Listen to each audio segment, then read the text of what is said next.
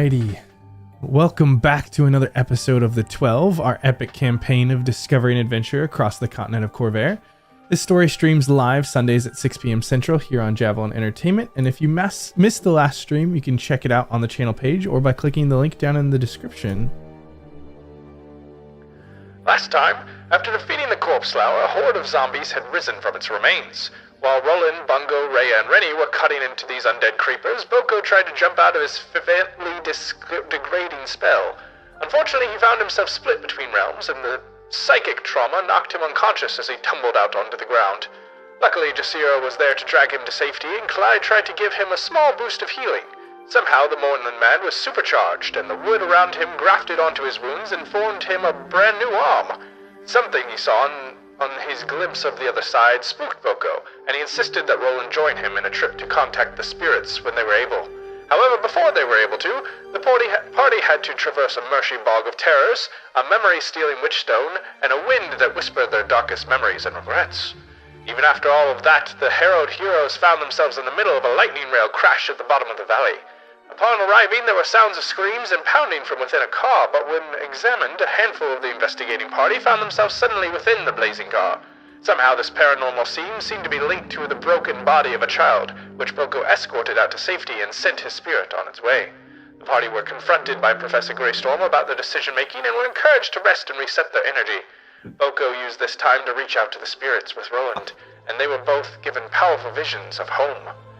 They had a poignant moment, exchanging thoughts on what they had seen before deciding to rest here outside of camp with Jasira. What do these visions mean? What other horrors still await our heroes? And what remains at Starmantle Citadel? Let's tune in and find out.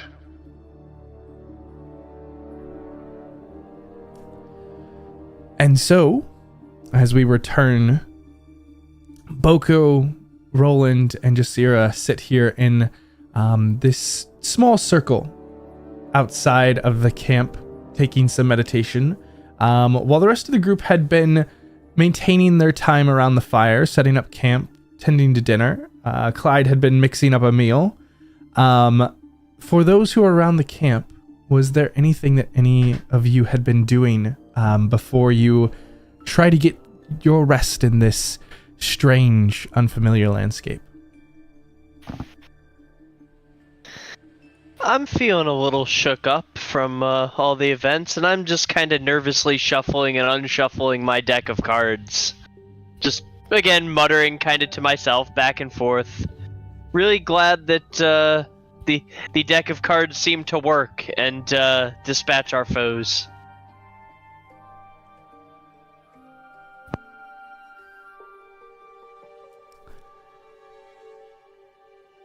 Bungo is kind of unsure what to do. He knows that you can't use magic here, which is normally his nervous tick. He'll do cantrips and dance water between his fingers, but he can't do that, so he's just kind of gripping his quarterstaff super tight and hoping he doesn't actually have to use it for once.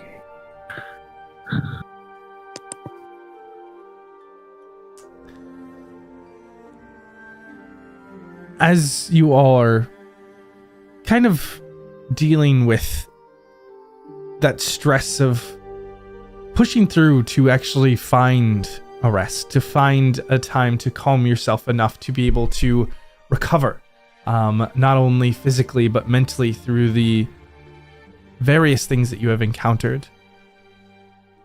Eventually, rest does come, and you all take kind of cycles of observing and trying to ensure that nothing comes, and the fire is kept out to assure that the light doesn't travel far. For Roland and Boko, as the two of you had experienced this intense vision, we'll start with Roland. As you eventually drift off into some sort of rest, maybe not fully asleep, where does your mind take you? What are you thinking about, or where are your dreams drifting to?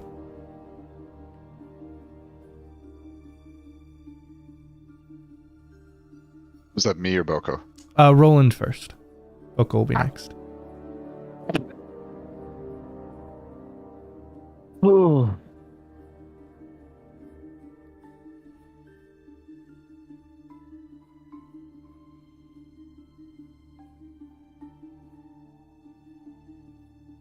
Roland is kind of he's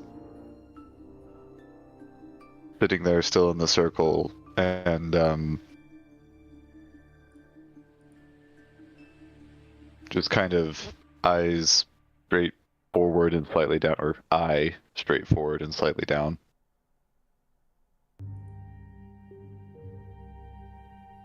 And in that paralysis by analysis mode, where just everything is getting run through his head. Everything.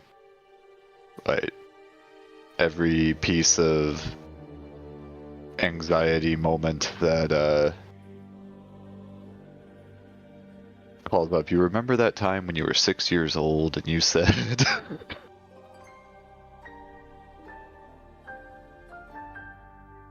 Just remembering all the ghosts he doesn't want to see.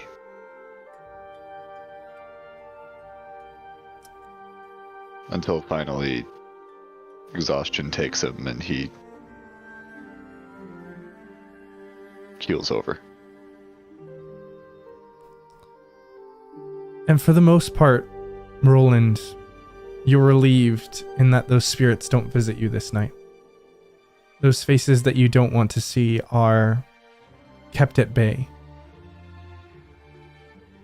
However, as you focus on keeping these thoughts away, something else does creep into your mind. Something you hadn't even thought about because you had been swept into what was obvious. What felt right for you. But as these dreams take you and your subconscious rises to the surface, you can't help but hear those whispers of home again.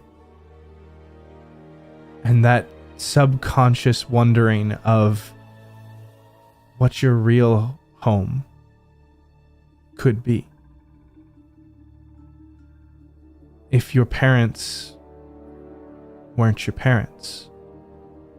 If the abilities that you have are from another place, from another world, from another time. And those faces, not that of your siblings, mother or father, but those personalities that you assume, that you know, that you weave for yourself, are what haunt you this night. Oh, that's a crowded dream.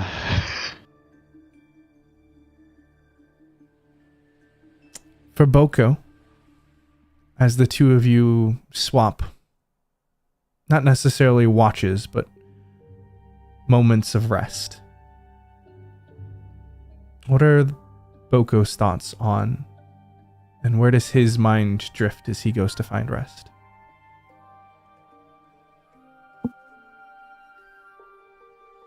Boko has always been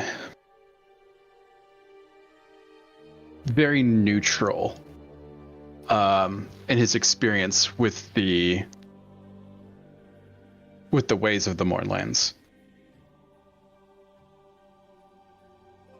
Things aren't necessarily bad or good here. They don't necessarily invoke strong emotions here.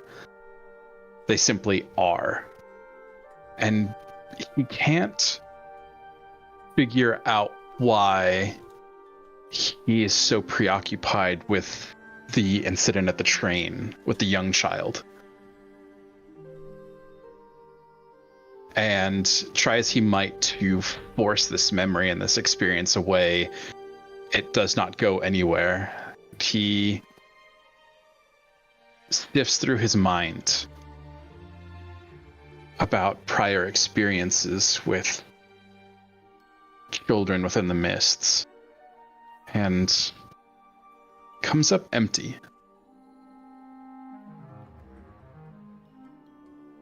And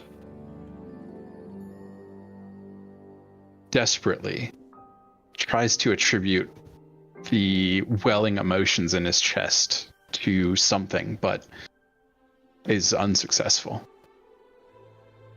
Boko, roll me a d20 here.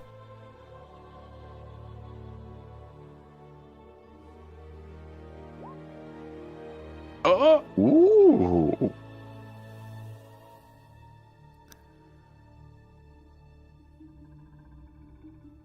As you drift in and out of consciousness, trying to understand this connection you seem to have of how it might be similar, you feel there's this thread there, this thing that tethers you. You can feel that heaviness, that force behind your decisions. And you want to know why. You want to find out why.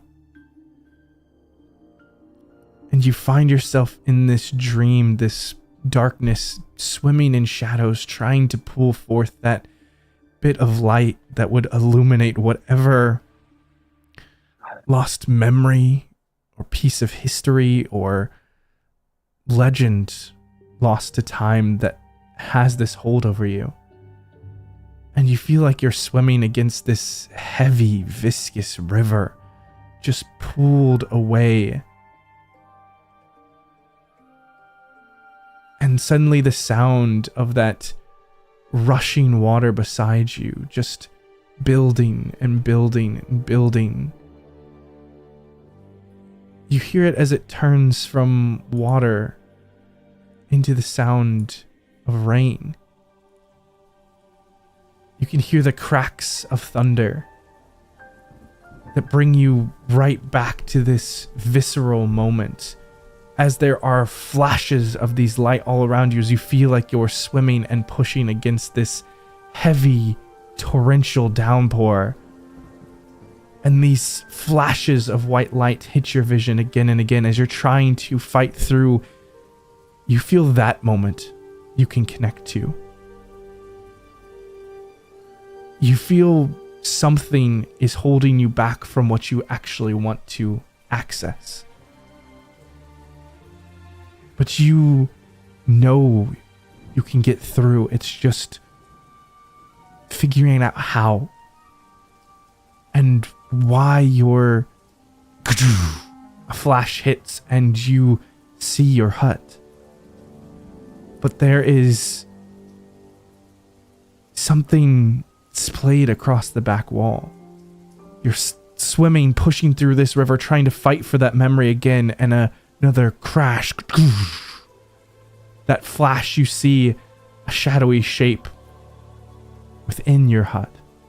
Another crash, and you see with vivid clarity, a moment before you startle awake, your body flayed out on the back wall, the shadow of a purple figure examining your remains. Before the rain quiets and the thunder shocks you back, and you look and see Roland's sleeping form beside you.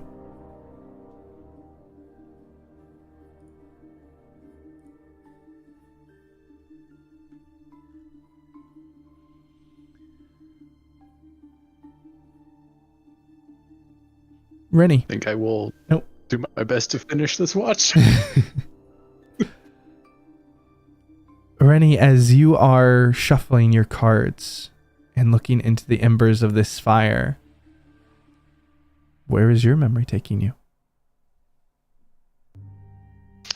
I'm starting to think back that every time I've been in trouble, every time I've needed it, the same card is always the last one in my hand. That I've thrown my cards and I've been able to get out of trouble.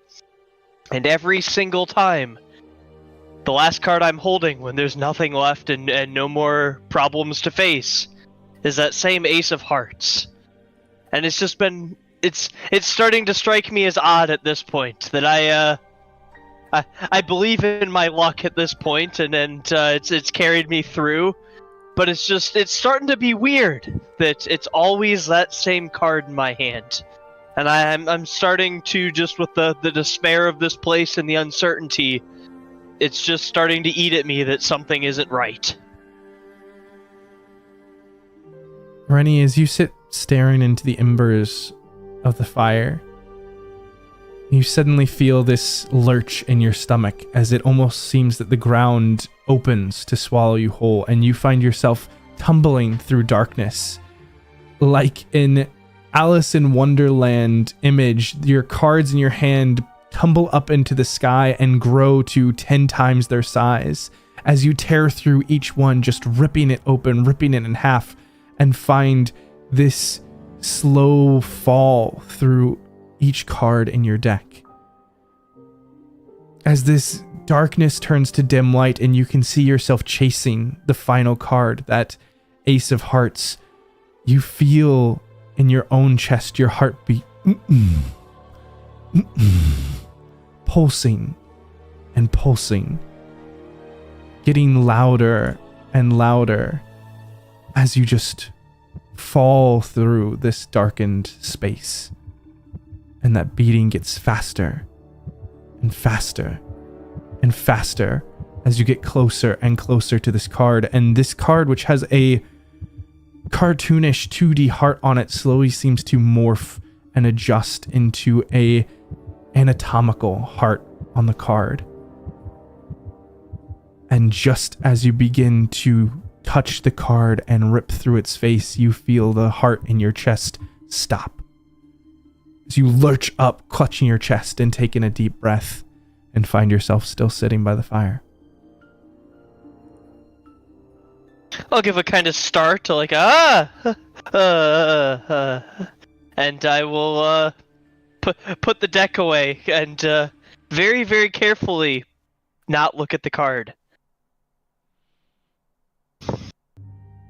As these dreams and nightmares begin to bounce around, Bungo, out in the mist while your professor sits within his elegant tent, where are your thoughts? Could I see what just happened? Was he just like sitting there? To anyone who happened to catch a glimpse of any of these, as the night has worn on, different people have been awake for different portions of kind of keeping watch, trying to make sure that no creatures come out of the mist. And Bungo, will say that you caught sight of Renny in the midst of this, in between your rests. And it looked like he just startled awake suddenly and kind of like looked around, clutched his chest for a moment, and kind of tucked something into his pocket. But other than that, nothing seemed awry.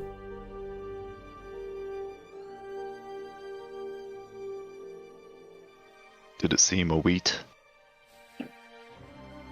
That was bad. It made me smile. Get off the stage. Yeah, I don't really know what Bungo's thinking. I think this is just like too much for him to process. So he is very much compartmentalizing. Just like, we're okay, we fought some monsters, there's some really weird stuff going on, but it's mostly not real, but some of it is. As long as someone's not trying to kill me right now, I'm just gonna sit here. And he kind of wants to go to sleep, so everything can be kind of over for right now, but he also absolutely cannot sleep. There's no chance in hell.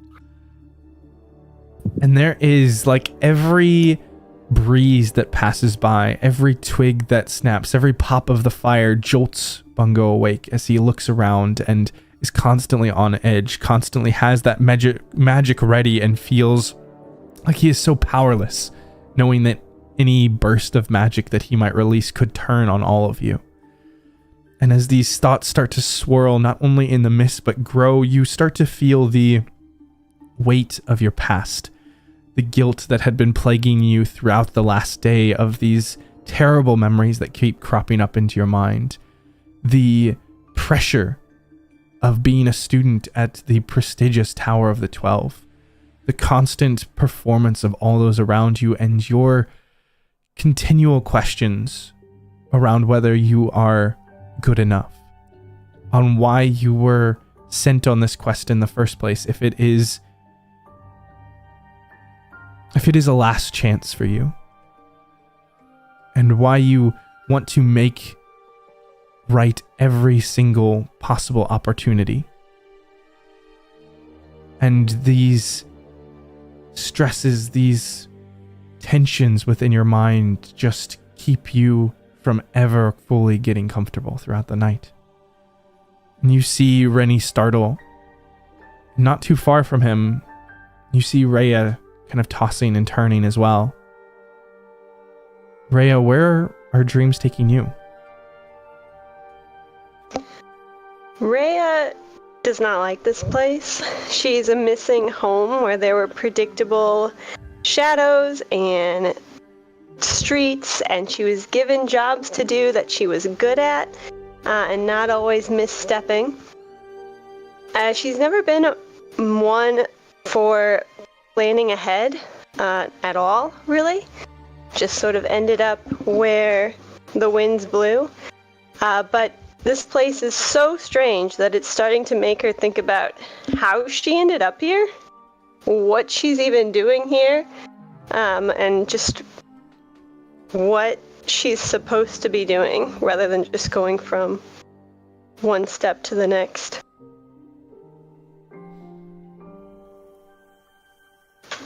Rhea, you find the night similarly difficult to find rest. It's not so much that any one nightmare creeps up into your mind, but rather the indecision, the difficulty of finding your purpose. Your jobs have always been told to you. And now you wonder how you ended up in this place that is so uncomfortable and unnatural. And you wonder if you should have made different decisions. And you start to wonder what decisions you've actually made. Have you just been following where other people told you to go? Have you ever decided to do something because you wanted it? It's these thoughts, this yearning for purpose that you think you might not have ever fully touched, that keep you from having a comfortable night's sleep. The last one around the fire,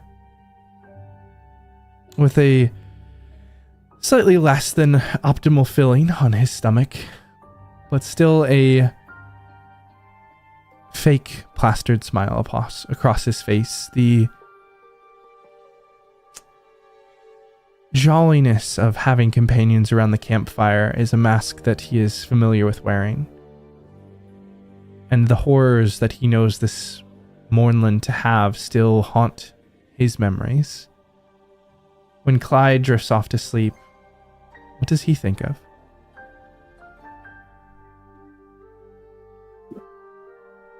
Clyde in his nightmares, it's a nightmare he's had very often, and it's his old companions and their last fight as they all stood together, and then in a last desperate act, everything went wrong and they all died.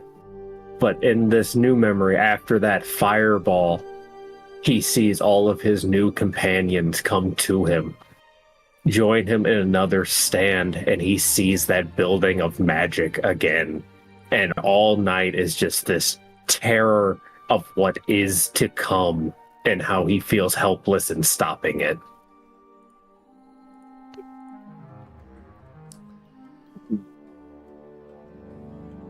Clyde, as you're caught, these different tears of magic ripping you from one memory to the next. You feel this swirl of energy, this surging of power as these different entities that you have experienced fight for presence within your mind.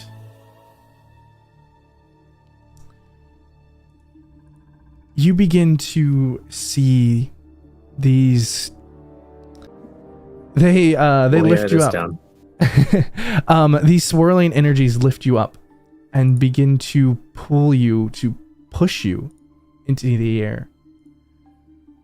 You begin to soar and press and fly, moving up in through this darkness where there is only this blue-green light around you. And as you're lifted up above the clouds, you see this dreamscape, this open land before you. Obsidian-like floors stretch out among the clouds here, and large gates stretch in multiple directions. But in front of you, it is like a astral spiral moving towards a bright, unbelievable sun. And you feel this calling towards it.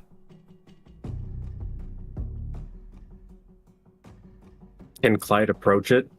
Is he able to move in this dreamscape?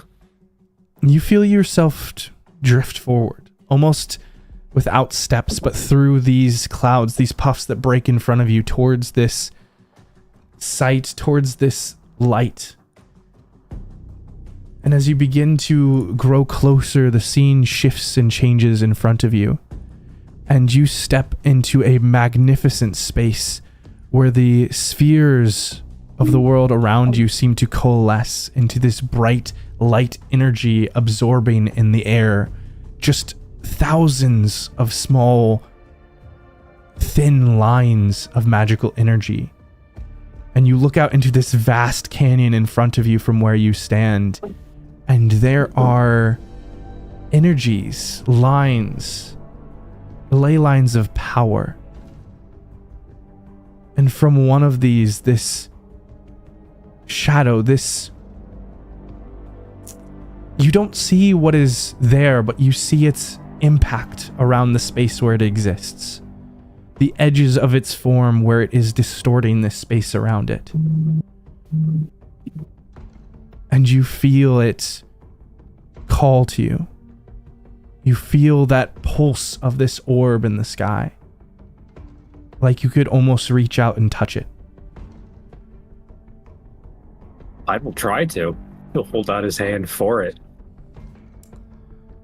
As you reach out a hand towards this orb, the ground beneath you seems to rumble and shake, and from it rises a much smaller but more obtainable version of this sphere of light on the pedestal in front of you. You see this entity open its arm. This power is yours to grab.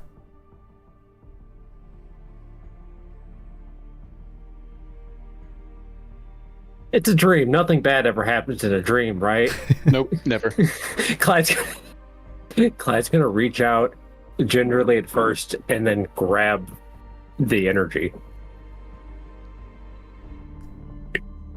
Clyde, he's gonna help his friends not die to some random magic bullshit. He might have to be the random magic bullshit. Clyde, you take a step forward, your heart beating faster and faster as you feel the pulsing electrical energy in front of you. Your hand steps out and feels this power, untapped potential for you to guide and to wield. You feel the sparks traveling up your fingertips as your hand courses and touches the surface and presses into the inside of this sphere. You feel that power surge up your arm and your heart swells. You feel this celestial, divine energy coursing over you. you feel like you can help, like you can make a difference. And there is this warmth from the space around you as it starts to slowly shift to a cold shiver up your spine, and the pain racks from your palm up your arm to your elbow to your shoulder as your entire hand starts to just scream, and you feel as the flesh is pulled from your hand. Your bone is seared and ripped into pieces as it breaks into a mirroring of the stars, the constellations in front of you. All of you are awoken by a heavy, intense scream.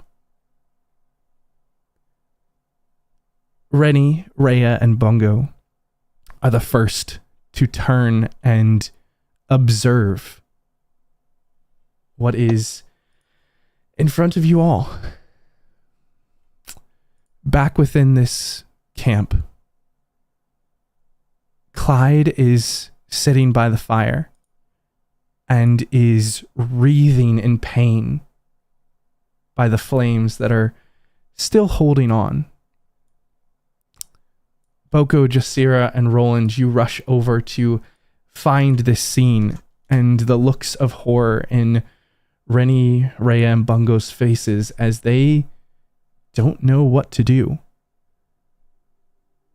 Clyde is there, and he lies in a pool of dark black ichor.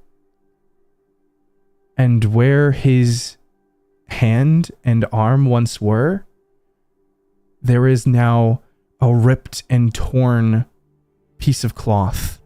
A thick metallic green hand is grasped around the top of his upper arm, and from that point down, there is an ethereal arm that replaces what was once there. These dark, blackened, and green bones being able to be seen through the translucent, magical skin.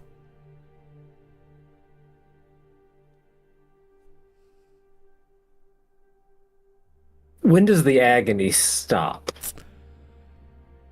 When do you die? It's not so much agony as it is shock.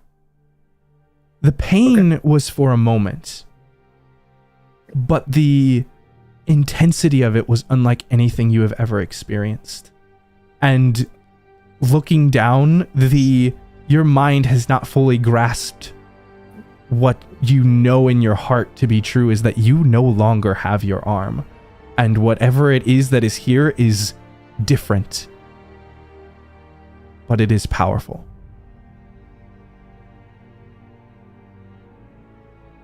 Clyde's gonna look at.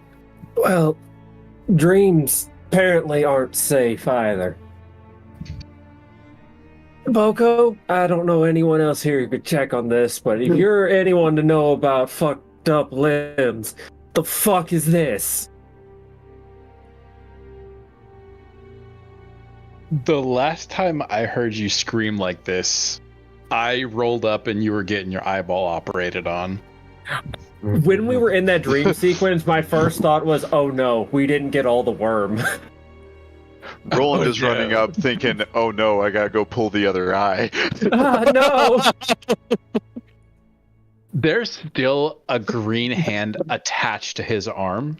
Am I understanding that correctly? So there's like a flap of clothes, but the arm goes through it because it's ethereal. So no, there's a flap of clothing where your previous like shirt sleeve had been ripped away. And what is underneath Clyde is that metallic green armband that you have been wearing. And then from that point, I was gonna ask. It looks essentially like your arm had been amputated at that point. And from that point down, your whole upper arm to your hand is just this ethereal piece now. First item, anyone? Watch me be the only one that doesn't have a cursed item at the end of this campaign. Somehow. You already have 4. I think you constitute as a cursed item. When you die, you will be a cursed item for someone to pick up. I really hope so. Did we watch Clyde put this armband on? No. Clyde put it. This was the one in the pirate, horde, wasn't it? Way back when. Mm-hmm. Yeah, Clyde put this on. No one was aware, but he's had this kind of gauntlet on. Not a gauntlet, but weird armband that has gone up his arm. This is one of the things that I fished out of the horde that you enabled me to go hunting for. No, this is something that he found while he was hiding with the princess. Oh! Yeah. Oh! Man. In the super creepy box? Yes. Yes. Was that right before? Oh no. Alright. Alright. I never want to hear any of y'all give me shit about the black orb again. Clyde has never given you a shit about anything except a lot of other things. Have we had a long rest yet? Yes, you all In a have matter just of completed a practicality- long rest. Uh-huh. In a matter of practicality, is he moving it? Is it operating? It does Quick, seem give us the bird. It does seem to be moving. However, you do notice strangely that it only has 3 fingers and a thumb. Not 4. Oh. Can I touch things with it? If I grab something, can I pick something up with it? Yeah, testing it out, Clyde. Now that the shock is slowly starting to wear off, you can still feel your heart like it's up in your throat, but you go and reach into the ground and grab some dirt, and you can pick it up and you feel it slide between your fingers. It's strange that you can still feel it. I guess next question is, what does it feel like when someone else touches it? Boko will touch it. Yeah, of course. Boko, you reach out. Yeah. It was nice having full hit points for a moment. Oh wait, you said we did get the long rest? Yeah. Very Click the button. I will say that here in the Mournland, you do only regain 1 health point rather than 1 plus your con over a long not stamina. rest. Okay. Yeah, not stamina. Stamina works I was fine. oh shit. Ooh, But your yeah. health is very slow to recover here. Boko is. This Oh, land no. drains you. Oh yeah, no, Boko because was I full infused. resed you. Yeah, Boko is infused by the power of the Mournlands through this Mhm. celestial thing. So I think he's... Jasira is the only one who is healing health, and I think her con is flat anyway, so I don't think it's impacted anyone yet. Okay. But just making note of it for the future. Oh, But Yeah, we get our exhaustion Clyde, back, you Yes, you lose your level of exhaustion that you had. Ooh, nice. yeah, Clyde was able to full res Boko with the power of the moon, and it only cost him an arm and a leg. Not the leg yet. What? Hey. Yeah, I mean, Boko will definitely try to take a look at this. This is extraordinarily interesting. Yeah, Absolutely. Boko, you go to examine this, and your hands seem to pass right through it, and there is a heat and burning sensation. And you do take 5 points of fire damage trying to touch this arm. It was nice having full hit points for a moment. Okay. It I is. gotta You pass right through it. left or right hand. Which hand was the armband on? I don't remember. Probably his right hand. I feel like that'd be what he would reach out, and it kind of latched onto him when he reached out for it. There goes your strumming hand. That's You It's can like- still touch and interact with things. It's just other things don't seem to pass through you, or through this arm in particular. Boko is going to look at Clyde, and he will say, Clyde, if you die, I very much would like to put your soul into a canister to experiment upon it. Do I have your permission? not a great way of waking up, but I will think about it. Okay, let me know at your earliest convenience. Of course, Boko. But anything you can tell me about this? It hurts very bad to touch. Good to know. You should touch people you don't like. Yeah, Renny, did you have some? What did it feel like? What happened? I had this. I was having a dream, and it was a normal nightmare I normally had, but then all of a sudden I was standing before this big ball of power, and then standing before this smaller ball of power. And I reached out to take it, and my goodness, it felt like something tore my arm off, and I think it might have. Then I woke up here with this and all you. I see. I've heard of dreams like this before, but they were always warnings of don't touch the ball, and I guess for good reason, maybe. Maybe? I'm kind of at a loss with this one, really. A loss of an arm? Aha! Ha! Okay, alright. Oh. This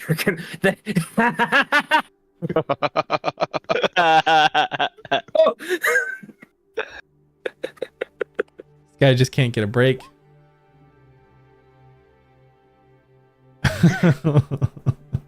So what happens if you try and pick something up or take something from someone who's holding it? So it looked like it was nothing if we touched you, but you could touch something. Here, try and take this from me, and I will hold out a coin in my hand. Clyde will try and take the coin, trying not to touch him, to hurt him like he hurt Boko. Yeah, you like Appreciate it. quickly and dexterously try to pick up this coin. Go ahead and roll me a dexterity check here, or a sleight of hand if you're proficient. I don't think I am. Let me see. No. Ooh, but I get a +1 in sleight of hand because of Jack of all trades. Yeah. Yeah, that's right. Wow! Renny, you feel a slight bit of heat. You take about 1 point of fire damage as this quickly grabs, but he's able to pick up the coin, and you see him holding it in this spectral hand. Does the coin look like it's getting hot, like it's melting? Or is the coin... Not... Here, toss it back to me. Is the coin hot to the touch? I will flick it back. It's hot, like a burner that you've just turned off, where it's like hot potato, but it doesn't like sear or melt. Okay. I'll give him back his coin that was here. Consider it a lucky coin now. Ha! Yeah, lucky. Anyone got any gloves? Maybe that work. Or gauntlet. Maybe I need myself a gauntlet. You have a gauntlet here. Wait, is that gauntlet cursed? I don't know. I reach into the bag of holding and I pull out one of Juggernaut's arms that still has the armor on it. I mean, so the gauntlet is like it's comically oversized for Clyde's hand. No, it's actually only slightly too big. Because this is this was made for a very light, a fairly small hand actually. I literally have Moon Elf Juggernaut bracer / arm armor. I'm going to remove the bracer part. Yeah, I'll put that on to see if I can wear something on this to then, I don't know, not immediately burn people when I touch them. We'll see how hot it gets. Yeah, I mean you slide it on, and for now it stays upon the arm. See if it gets white hot, and then I can throw it at enemies. Without setting myself on fire again, can I take a close look at the junction between the ethereal arm and the natural arm? And does it go up to flesh, or is it like, does it phase out? Yeah, you try and get like an angle where you can look up through the ethereal arm to where the armband is, and it seems like it is like cauterized between where this ethereal arm starts and the nub of the arm ends. But you can see like bone and sinew from that arm that are like somehow fused or connected with this magic. Like these things are not a hard interface. It is that they go through each other.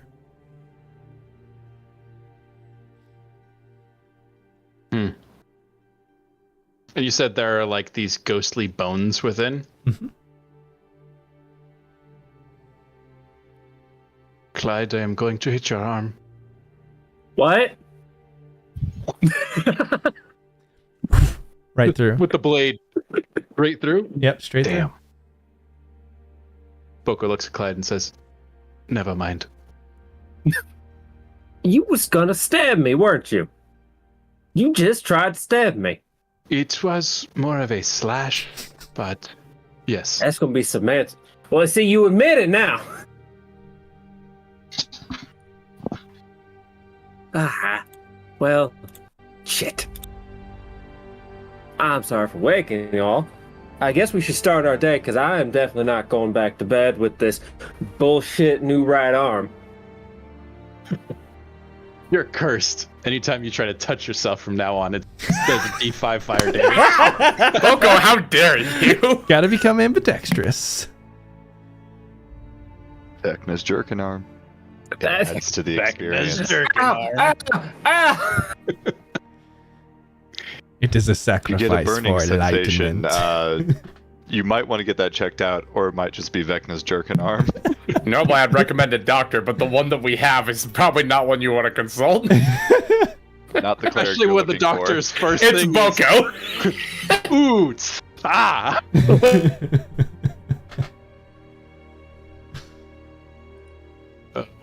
Fuck.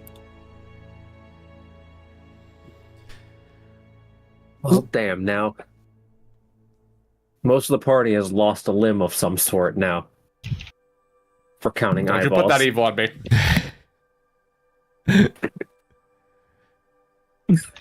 And as this kind of commotion has happened, you see that Professor Greystorm has apparently packed up the equipment within his tent and has set Bungo to removing it and packing it up and placing it back upon the new kind of floating disc that he has summoned.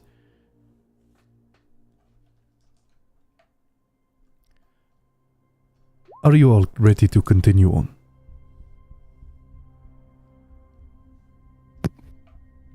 Well, we ain't gonna be getting no more sleep, so I think so.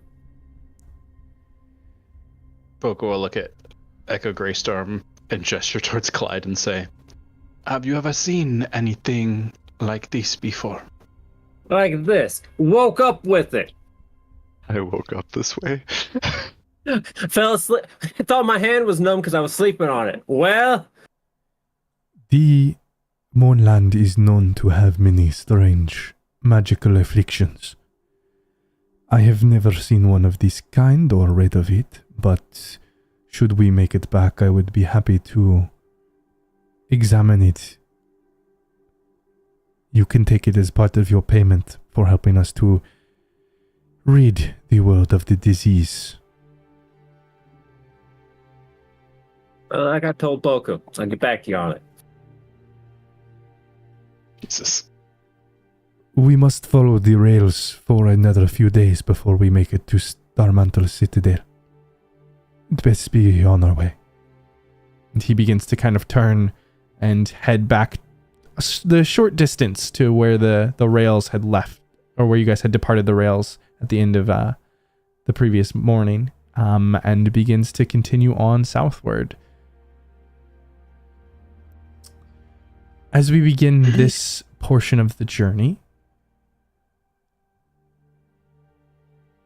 just we're going to kind of do a singular roll for the general approach of that day, for how you all handle navigating around the various horrors and monsters of the Mournland, and for the level of progress that you all are able to make across the Mournland. Is there anyone who would like to volunteer to go first for the first day and suggest a skill that they would use to help guide the party?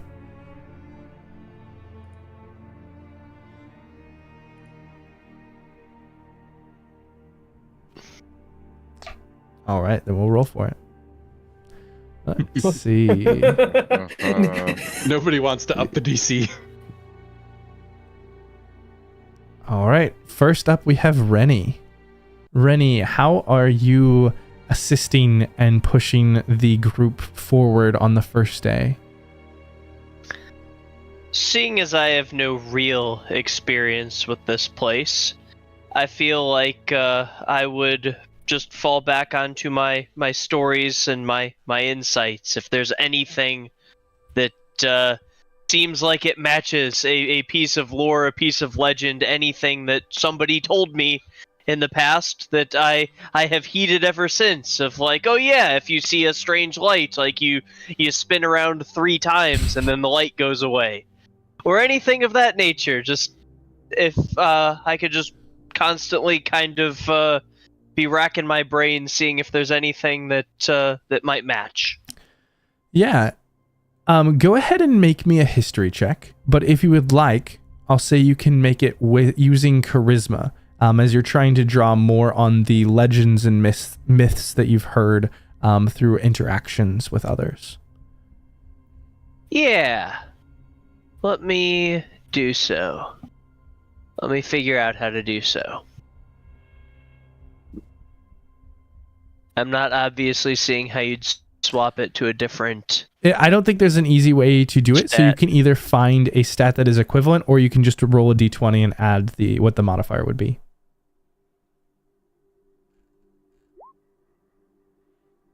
All right.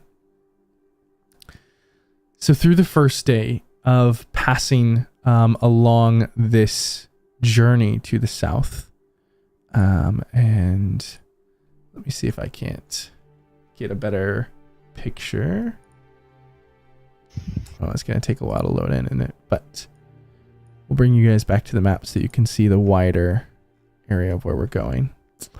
But the goal is to navigate the yellow dashed line up at the top edge of this map, which is the lightning rail headed from Fort Bright south to the Starmantle Citadel, which is pretty much directly east of the center of the glowing chasm on Professor Greystorm's map.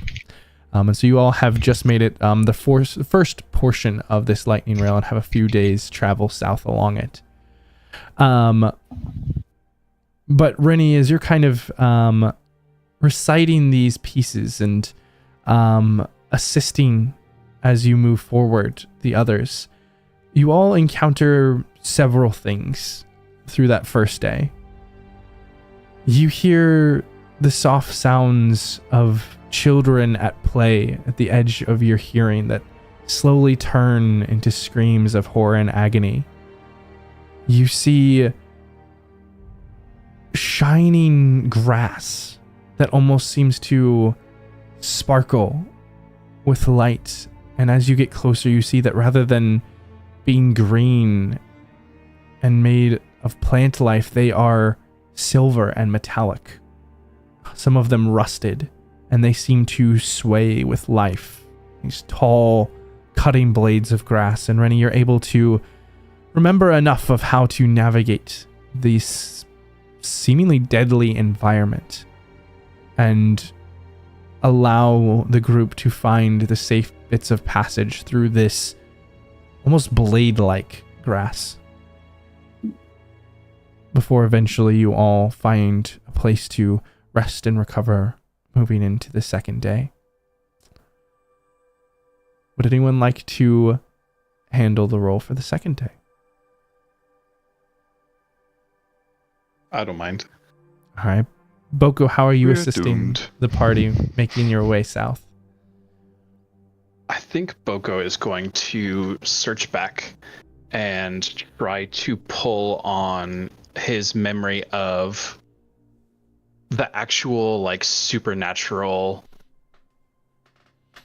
flora and fauna of the Mournlands itself, and using that knowledge try to dictate the safest route to proceed, while simultaneously keeping an eye out for anything that would be interesting to throw into a potion or poison.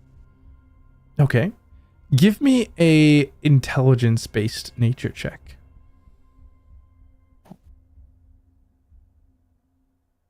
Oh My God. All right. Oh, shit. As you all continue along the rail, Boko, you are looking for plant life, for creatures that are obtainable rather than large and frightening.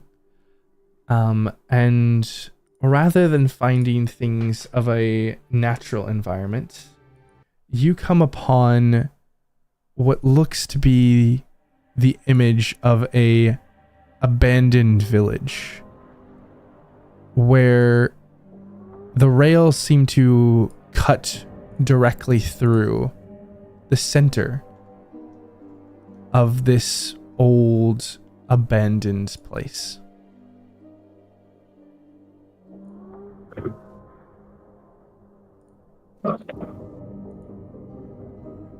Professor Greystorm, kind of at the front of this group, looks back at you all and softly, under his breath, just says, "Ensure that you are careful on this path. We do not know what may lay within this place, the creatures or magics that we might encounter. Try and stay close to the tracks." And he looks directly at Boko, "And do not wander."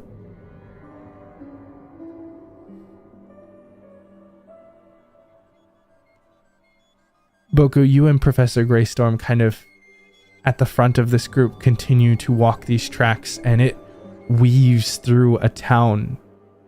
The professor is confused as this town doesn't even seem to be on the map that he has, which he feels to be fairly accurate. But instead, there is just this strange quiet. As you all are walking through this area, there are these large swirling dark clouds that hang over the sky, and the air feels charged in a way, heavy with this eerie silence as the crumbled buildings of this abandoned town around you cast long shadows in this flickering light. I would like for everybody to make a perception check for me. Oh no. Of course. Damn it. Oh no. Renny and Clyde are talking to each other. Okay. Better than expected. Worse than expected. Better than expected. The rogues are looking out. Roland and Thashalt, go ahead and roll me a history check. And I would like for Rhea and Boko to roll me an Arcana check.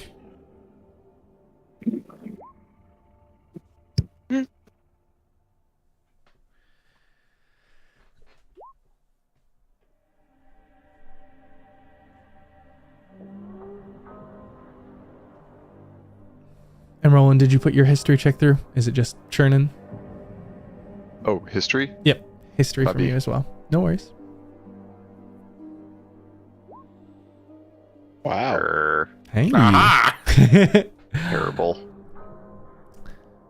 So, as you all begin to move through this town, Boko and Rhea, you're the first to kind of see this small pocket off of kind of a central corridor of the town as the rail kind of turns away from one of these large, what almost looks to be a temple or a town hall. There's this open square, and you glimpse some figures within. Boko, you can tell that the figures that you can see are locked in place, almost petrified.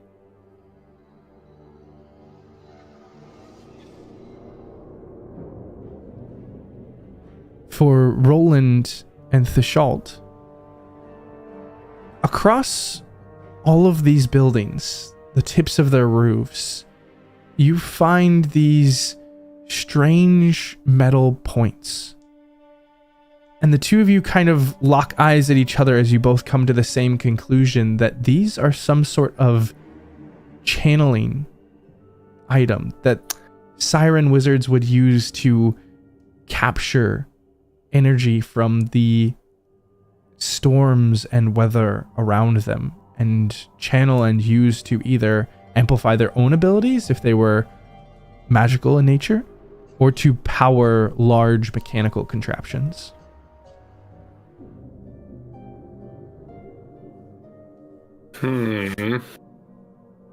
Boko is going to look over to Roland and sort of snap his fingers once or twice and gesture, eyes, point at the gun that's on Roland's back, and then point towards the petrified creatures.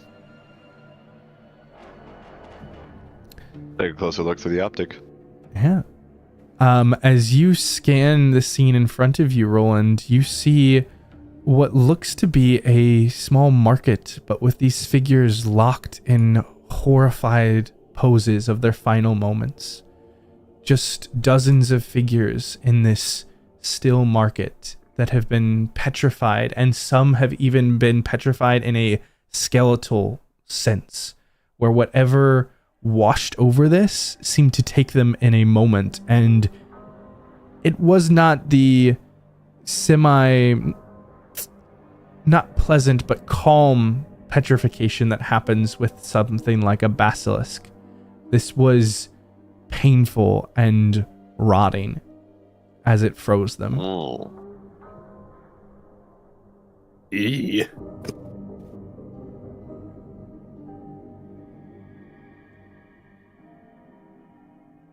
And it's probably about 100 feet from the edge of the rails where you all are.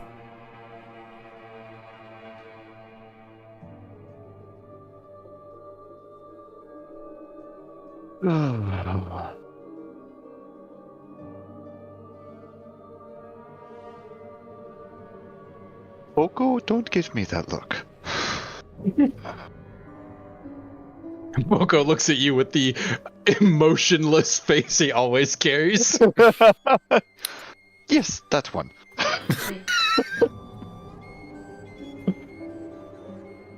I know you want to touch it. Perhaps a closer look would suffice.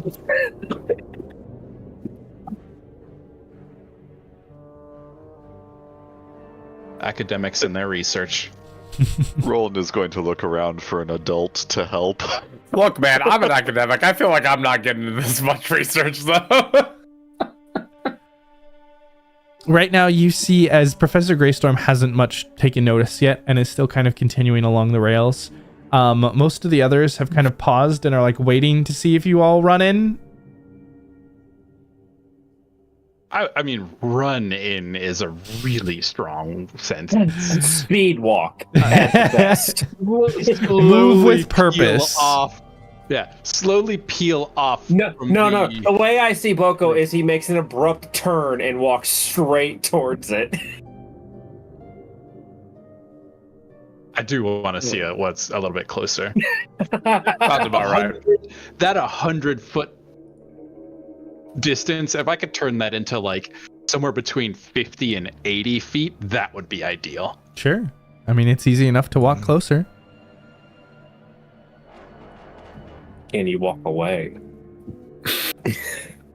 Do I see it? And is it like we're breaking through the buildings and getting a better picture of this? Yeah, so it's area, what you had been looking at was like a main road that led to this market square, and so you were like catching this at an angle, and as you kind of walk down the road, you're getting closer and closer and getting a wider picture of this large market square with what you first saw as dozens of individuals. It is hundreds of individuals, maybe more. Most of this town, or at least the area close by, seems to have gathered here in whatever moment had swept by.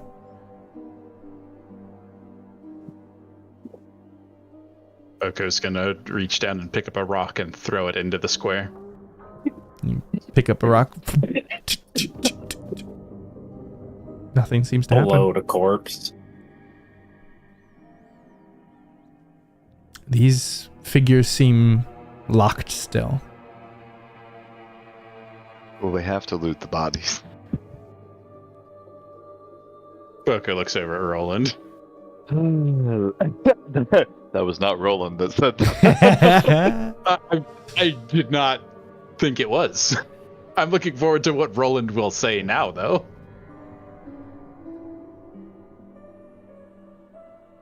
We should keep going. We've gotten distracted enough on this road. Before Boko gets any further from the square, he'll just close his eyes and take a nice long listen. See if you can hear anything within the square. You go ahead and make me a perception check, yeah.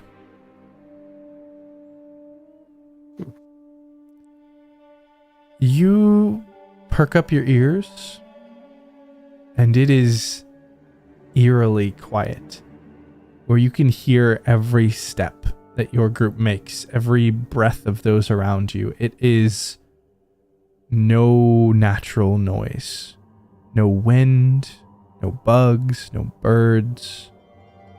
The only sounds are from those around you.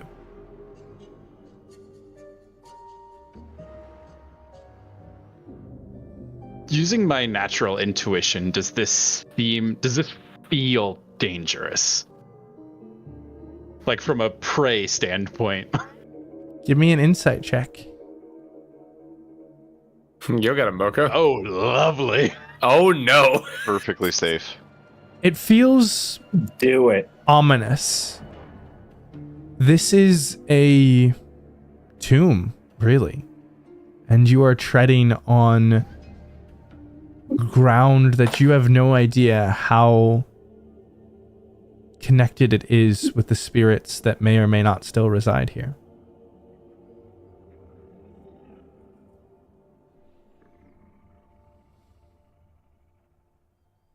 Yeah, Boko's gonna rush back to the group. He's gonna look to the others and be like, I do not have a good feeling about walking out in the open like this. That's extremely worrying. See, you're worried. We definitely all should be.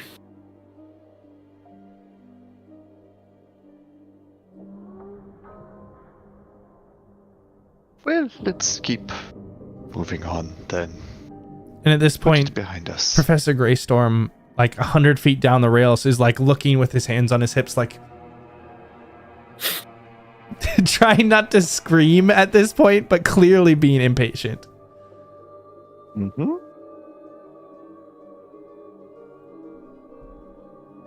Once our mission with Professor Greystorm has concluded, I wish to take a little bit of a better look at the things we see within the Mournlands.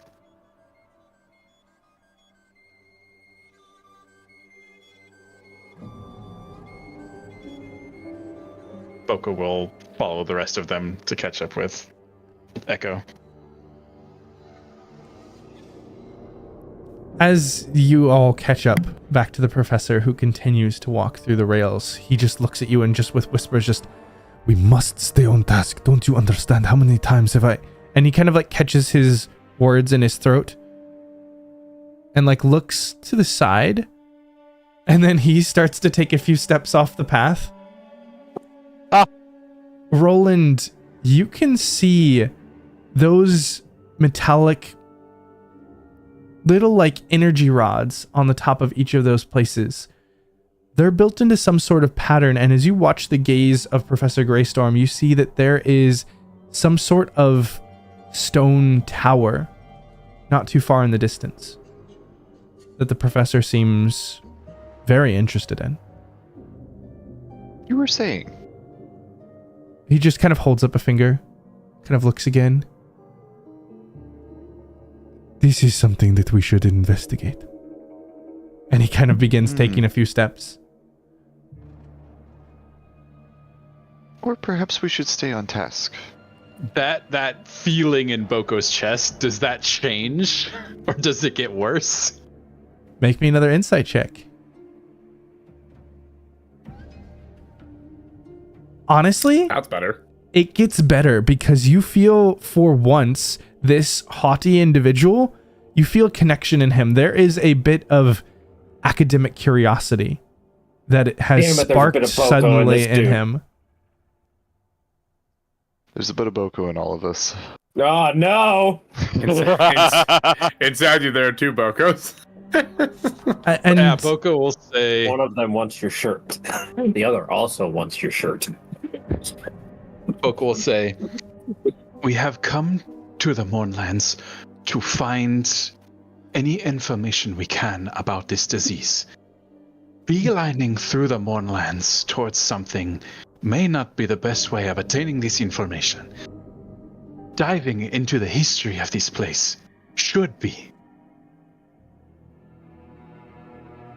I do Echo understand. Greystorms. Go ahead. I do understand. And in this moment, there is something that I have always longed to see that is in front of me now. Have you heard of this thing called a stormwell? Stonewell? Stormwell. And I'll say that Clyde and Roland can roll me a history check. If anyone else wants to, they'll make it at disadvantage. Is this some sort of tech, I guess? Golly, Or Bob, is this how- more of like more archaic than that? I really love that 8, don't I? Professor, I don't mean to be rude, but how do you know that what you see is any more real than all of the things that keep showing up behind the rest of our eyes? Are we sure that this here is any less fake than that town was, or that cart was, or that any of our nightmares have been? What you ask is astute. And to be honest, I am not sure. But this is something that I have dreamed of for many years of studying. And it is worth it for me to risk it. And I have allowed you all to do your share of investigating, if you will allow me to do mine. And Our share Of course. investigating. in I'm this... gonna give him bardic Share. inspiration. Okay. In this moment, this particular word of a stormwell, for both Roland and Clyde, you've heard more of the legends, and Roland, you've heard more of the study. But Sire was a place of mechanical and magical genius. It was the gem of the Galifarian Empire. You had seen these power rods that they used to charge energy from the environment around them. And Clyde, you had heard stories of the power of storms being wielded by individuals, being able to charge magic across battlefields and being able to smash into individuals with the wrath of a tempest. And you'd always taken it as spells such as lightning bolt or enhanceability, these things that you have known as they are now.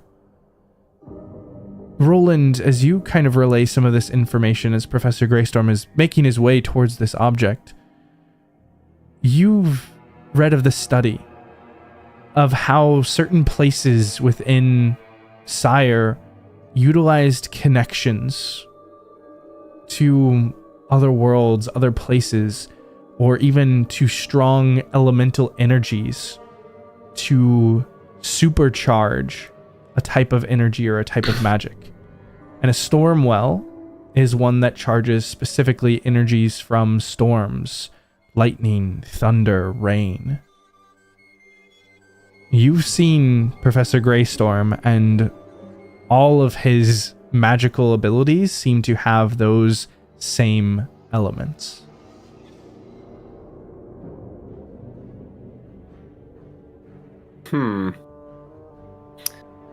Out of curiosity, I assume Reck and Mark probably didn't have anything about this. This seems more like it's the 12's territory. Indeed. Reckonmark and Karnath in general did not do much in magic as a whole.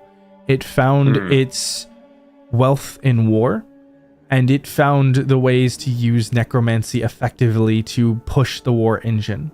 While there are mages in Karnath, they are not as academic in most situations as some of the other human nations.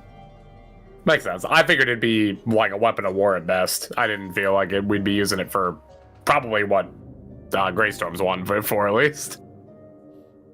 He wants to be like the Pikachu in Pokemon, get supercharged. Right. Is anyone following Greystorm towards this object? Or are you all waiting for him to get back? Is this by chance on the trajectory of passing through that market? No. This is you guys have taken a little bit away from it. It's been hundreds of feet. I don't know, a quarter of a mile at this point as you guys have made it to the other edge of the town. Boko, you mean for a quid pro quo? Okay, you go over there. However. Yeah. I will definitely follow Echo. Yeah, if he don't come back, it's gonna be a real problem. Yeah, I think I'll go with him too. Yeah. Okay. Yeah. I mean, the stories are right. We supercharge him. That couldn't go poorly. Yeah. Sounds like a great idea. With the best of intentions. What could possibly go wrong? Ain't nothing been going wrong recently. Clyde strokes his shin with his ethereal arm. You know, I'm just saying, Aaron. Just his beard off. I'm just saying, electrolysis is a great way to split water and be able to create steam. So you know. Well, that should be. If Clyde sticks his hand in your water tanks, does it make steam? You know, that's a good question. Again, it's not too far off from this rail line. It almost seems like some of these buildings were built as locations, whether they were travel locations for a purpose or whether they were tourist locations. You're uncertain, but there is a distinct walkway between the rail and where this obelisk is. And as you get closer, you can see this carved stone obelisk extending out and above these other buildings. And you see that there is a carving on its surface, this complicated mosaic of an image, and there is a stone bowl in the center filled with liquid. And every so often it gives a soft pulse of electricity that is rippling through it, cracking like distant thunder.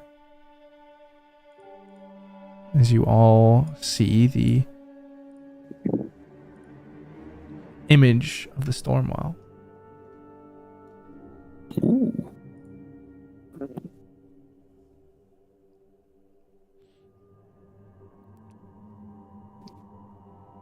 Echo Greystorm kind of moves up and cautiously touches the stone, investigates it, looks it over, very much examining it in a way that you've seen the Schultz, Boko, Roland investigate things. And is just marveling. Boko will assist him. Wait, the way Boko does he lick it? No. Echo is doing it. Boko is Echo's help licking action. I know, dude. I mean, if there's mechanical Echo parts lick to it, I can help out. So that's probably the best I can do.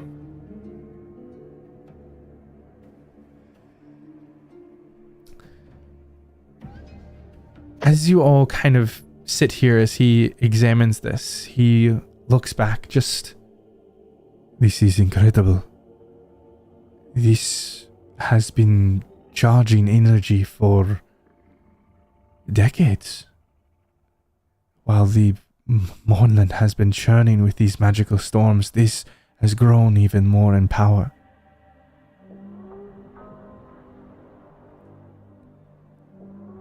I have searched for one of these and have read of them, and would like to observe its power and force, but it needs to be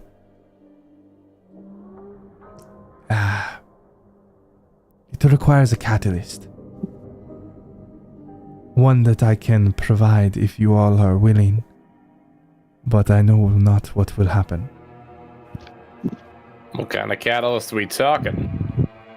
This is a storm well. It requires some sort of storm energy to activate all of the latent power. How far back do we need to stand?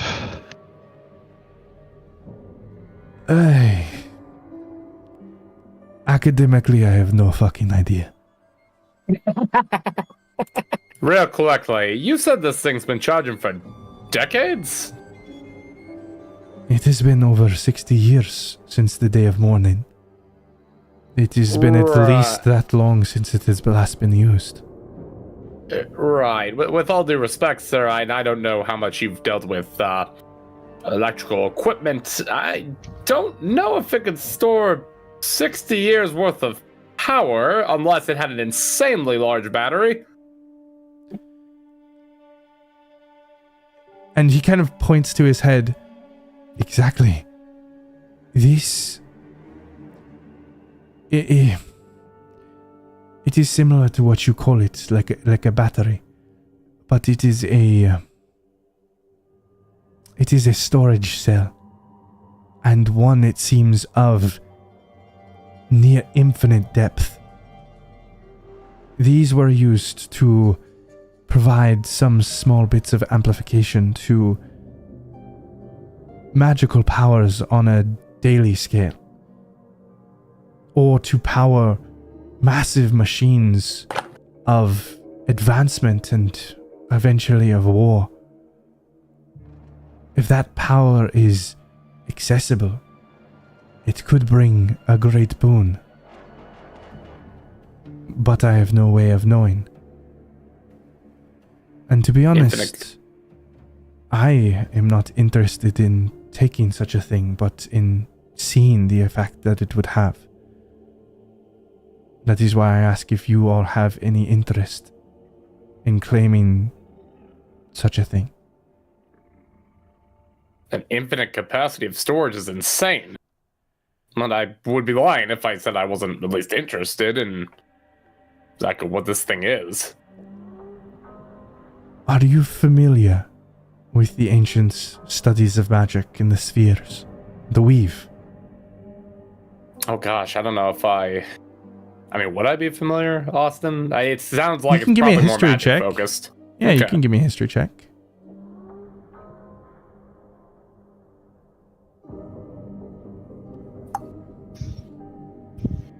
Literally 0 wizards in the party. Well, hold on. I've got a decent intelligence, like 12. See? I'm just saying any wizard in the party would have a raging heart on right now. Well, you know. Clyde, I'm a dollar store wizard. Clyde, you have heard of these things called weavers. These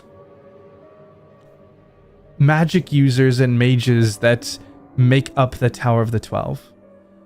This floating tower in the capital city of Korth that kind of is its own entity apart from the nation of Karnath. And they study ancient magics there. Magics that are older than even the floating towers of Arcanix from some of the other human nations across the river. You don't know much about what he's talking about here, but you know and have suspected for a while that Professor Greystorm and possibly even Bungo are one of these weavers.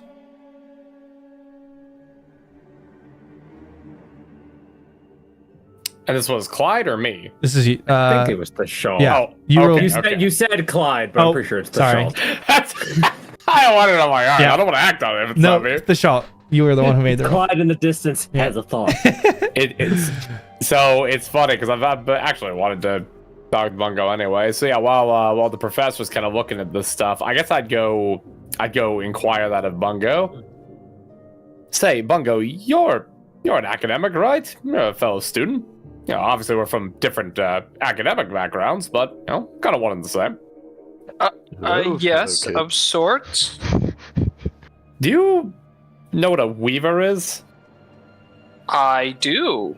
Austin, just to be clear, that's not like a secret or anything, right? No. It's not like a... They're just, Okay. they're rare. It's very, for those in the mage community, is very highly sought after and very difficult to become a weaver or be selected to go to the Tower of the 12. But people know about them, they just don't know much about them because there's not many of them. Gotcha. Okay. Why, yes, I am training to become a weaver. No. I mean, don't get me wrong, the magics you had out there were impressive. I'm not surprised that you're already on the path like that. I guess then, what is it that you're taking away from this? Seems like the professor's quite enamored with it. I'm just trying to learn as much as I can. It is fascinating, but I'm not really sure how it works. I'm not either, all things being considered. Considering the capacity of this thing and everything else, this clearly goes far beyond most of my mechanical expertise. I'm not very far along in my studies, so I'm just trying to keep up as best I can. And the professor from where he is kind of speaks up. Mr. Arbogast has a affinity for geomancy, which is one of the elemental threads. Whereas this is a primal aspect of dynamancy. Ah, that would make a lot of sense. Again, I assume I know what both those are. you have no idea. You've literally never heard those terms. In that case, I'm going to do that and say that. But Nod we'll just be and like, wave. Yeah. of course, geomancy because he does earth stuff, and dynamancy because Because this is as Do- old as the dinosaurs. Dinosaurs! yes, sparky lightning stuff. Yes, yeah. Dynamancy focuses on one of the 4 fundamental forces of nature. It is the manipulation of the power of electromagnetism, or the force created by the movement of electrical charges big and small. Perfect. See, that's exactly what I was thinking. This is very different than the threads that make up the elemental sources of energy.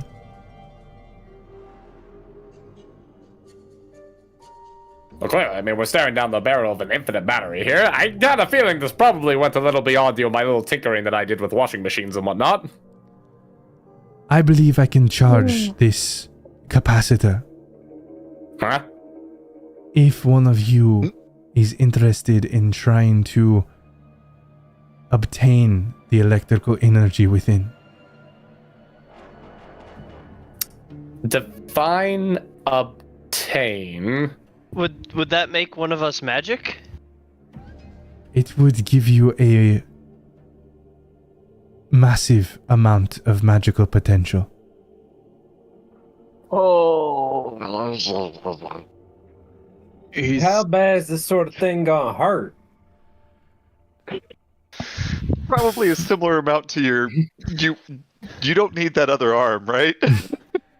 From the studies that I have read of usages of storm wells, they were used commonly and daily, with only small references to tingles.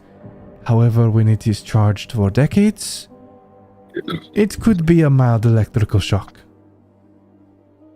I request to stand alongside whoever decides to wield this power. This shield, and Boko will pull the bone shield off of his back, is attuned to the power of electricity. It will make whatever comes from this less impactful on one's physical health. Where It's did always you a plus. find a piece of a blue dragon? Boko just has was, this... Go ahead.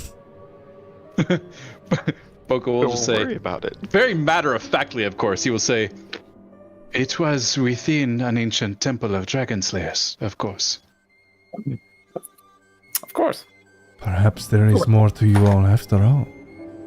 But yeah, this shield that Boko has had is just this large carved horn Like massive piece. Yeah, shit. it is like a massive, not quite tower shield, but very, very large piece. And it is carved out of like the the ivory of some large creature's horn.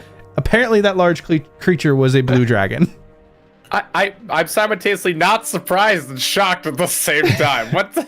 It makes Boko But you look like can't an be shocked with armadillo that when shield. he wields it. Right. You have seen him use it once when he ran the blade of his leg along it and summoned Spark lightning into an yeah. attack. See, I think, yeah. Is anyone else jumping at this? I mean, not gonna lie, I probably wouldn't mind out of myself either. So, but Yeah, between the two whoever of wants us, to become magical. Everyone put hands in the magic pit. I said we all stand there. I don't think that's a good I don't idea. think I want to become magical. I think that would frighten me. We could Guardians of the Galaxy this, guys. Is Just that- all stand in Oh, a circle God. singing. See I what mean, happens. I don't know woke if- up with a different limb today, so I'm feeling ornery as fuck right now. I don't know if Stand all on the of end us- so no one has to hold your other hand. No. What was that, the shot? Boko. Right side. I don't know if all of us want to be standing in this thing. However, I am kind of curious as to whether both Roland and I could take on this power. I'm just saying. I mean, All right, we're gonna have to do CPR on 2 PCs. oh, we'll see. I would assume. Well, I don't know. Well, that's why Boko's there, also standing with us. So I'll just look over to Roland just because he seems to be interested. What do you think? Try to take it on together here? Together. I mean, assuming, and I'm going to turn to the professor, assuming that that's something that would be reasonable. In my readings, I am not aware of those who have utilized it simultaneously, but I know that these storm wells were accessed by many mages and individuals, artificers and such. Well, maybe if a bunch of us do it together, it won't hurt quite as bad having a few decades worth of this power stored. Well, in theory, I should be able to utilize my magic as a catalyst, and then it should fill the well, and then you can access the well by either stepping into it, reaching into it, or taking a drink.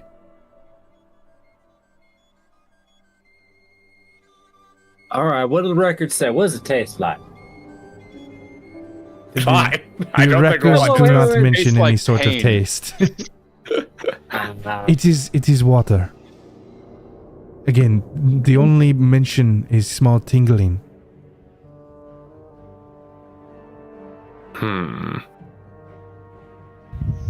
Boko says, "Perhaps I should stand alongside Echo and lend this protection from energy to him so we do not lose our guide through the Mournlands." You all can stay back until I have activated the Stormwell, and then you may approach. But the instance, I do not know how long it will last, so if you intend to do this together, you must do whatever action you take, whether it is the same or different, at the same time. I think I'm gonna stick the weird ghost arm in the weird electric goo. Oh my gosh. I don't know if that's the right Double spot, dipping. but, Alright, let's all do this. Let's all do it. Oh, everybody's going?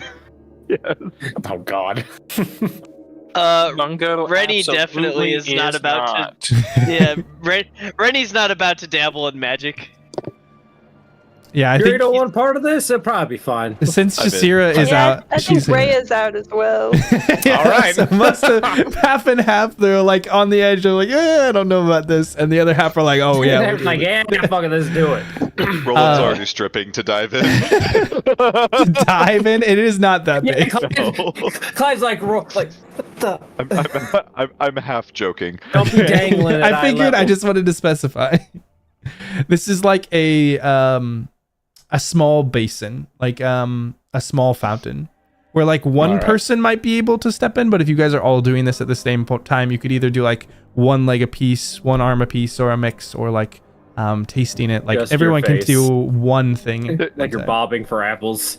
Roland is going to take off his nice leather coat and Hand his Give shirt it to Boko.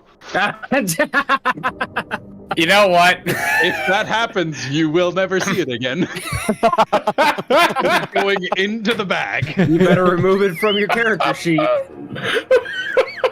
Bro, shirtless edition. Have you guys seen any of the Just cooking? the coat. Have you guys seen any of the cooking videos that are like into the bowl?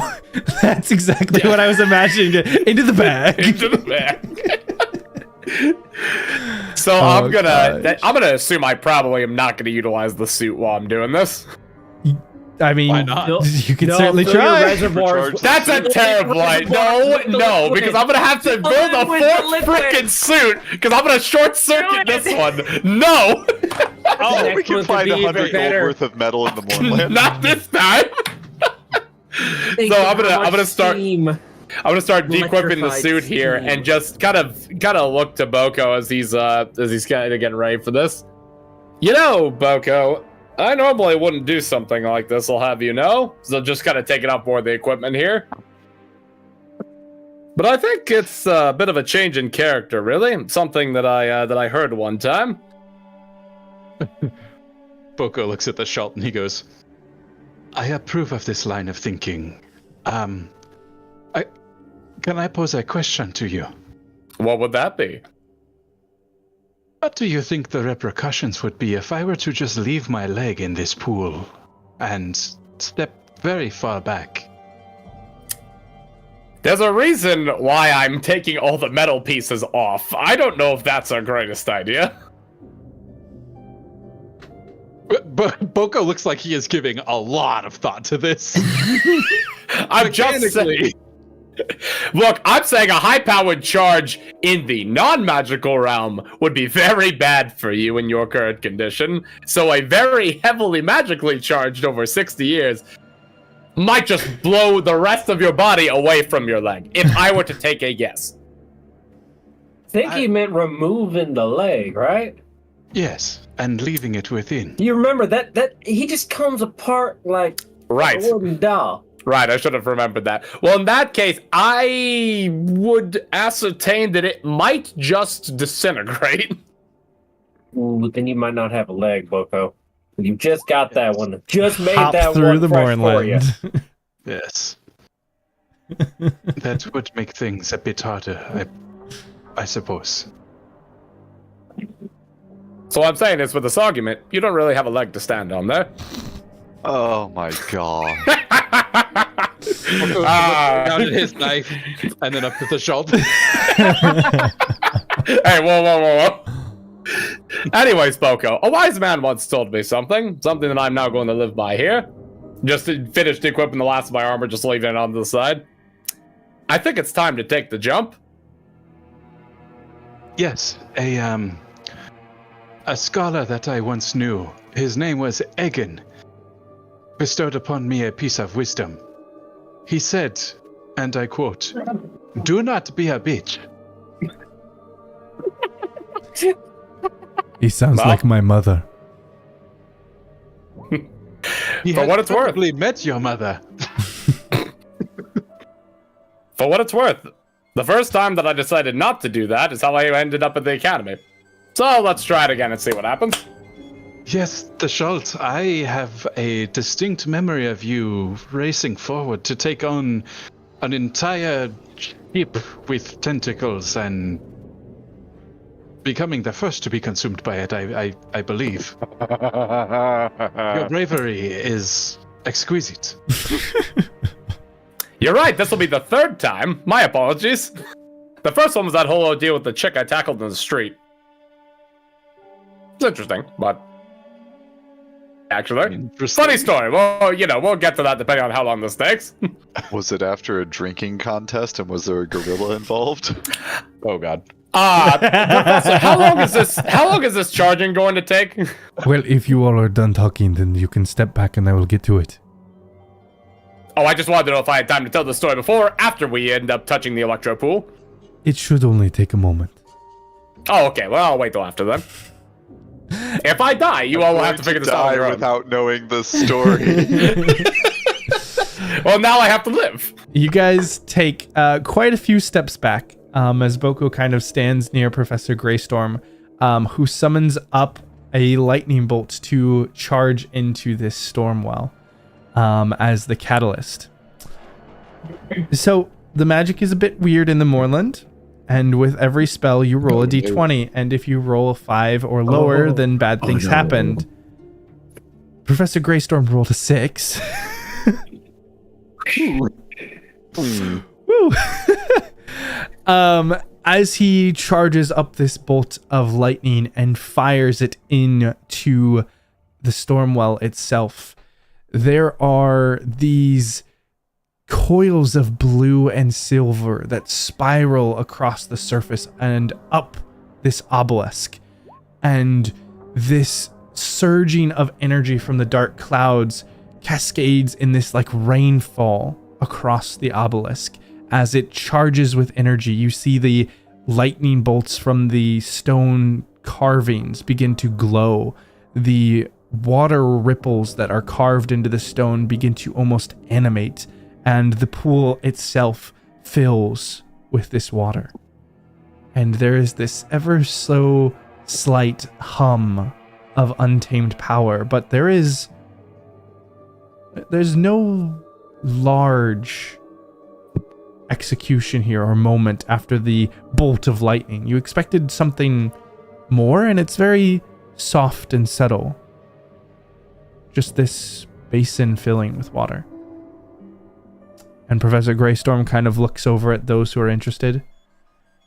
If you all are going to do something, now is the time, and I will watch carefully. All right. And he kind of pulls out a piece of parchment to begin to take notes. Yeah, Clyde will go forward with his new strange phantom limb, get ready to dunk that thing up to the shoulder. Oh, jeez. All right. Yep, I'm going up there too. So, well, alongside these other two. All right. So Roland did, in fact, hand his shirt off to Boko for this, and is going to reach in with both hands and basically just wash his face and sweep it back over his already slicked back hair. Oh, it's gonna give him frosted tips. I am going to... well, actually, yeah, so if he's doing that... I wonder... Oh, God. There's no way that I could have taken... Actually, wait a second. Could I have taken one of the canisters off of my mech? Yeah, that's what I was saying. Canister. Fill it with the liquid. I know. I'm going to take it and dip it and immediately down the whole thing. Okay. Oh. Cheers, gentlemen. All right. So I don't know how Clyde's putting his arm in it. Just all the way in there. Clyde is going to put it in and leave it in until something starts to happen or it starts to hurt. So one of us is washing with it, one of us is drinking it, and another is soaking. Let's find out. And with a flaming arm, which means that you're creating steam from it. Oh, we can breathe it in. Ooh, we clean us from the inside. Ooh.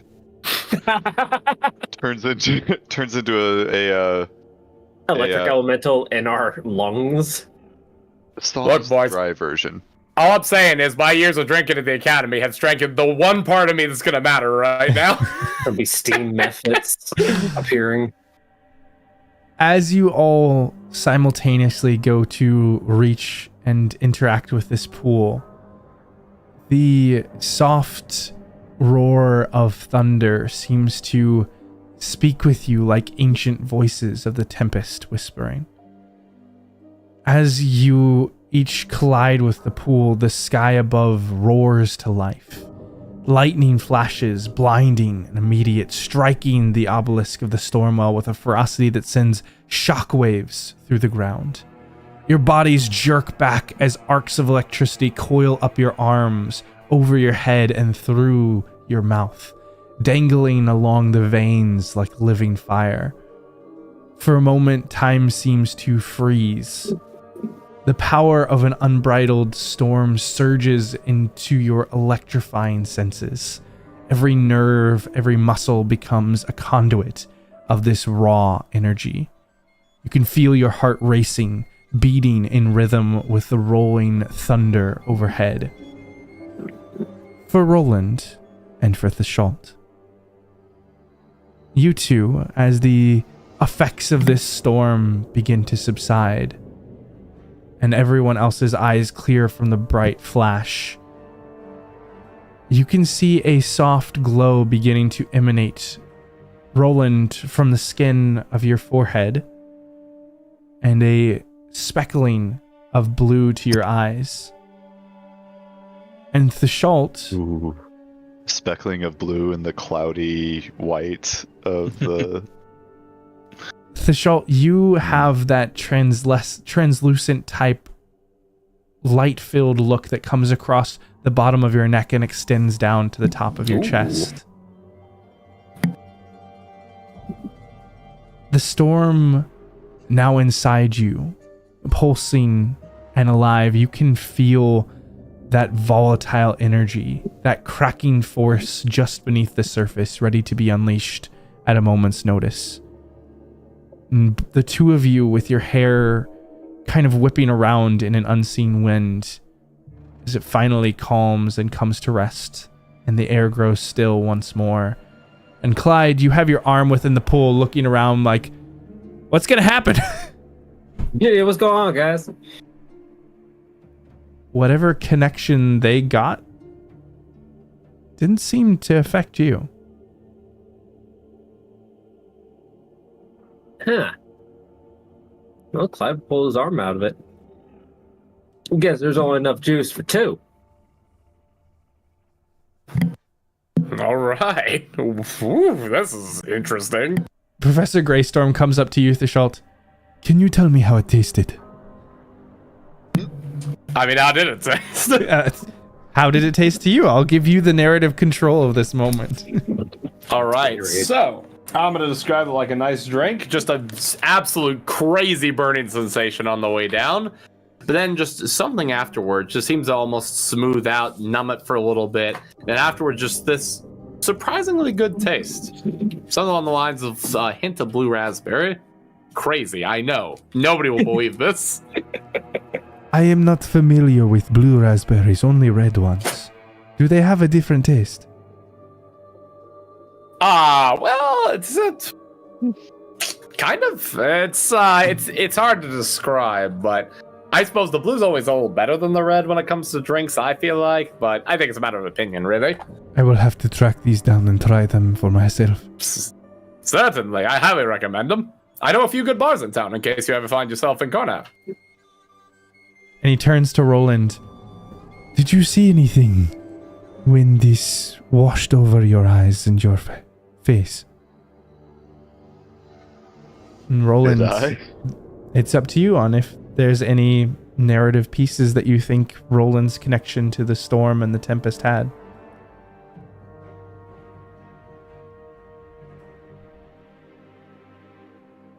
And it can be nothing.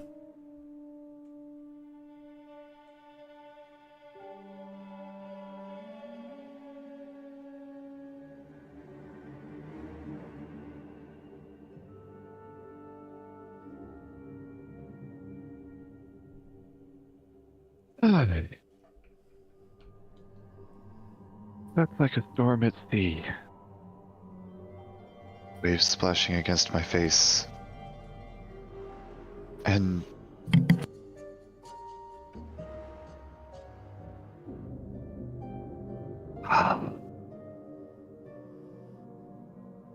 this eye has itched for a decade. And now it doesn't.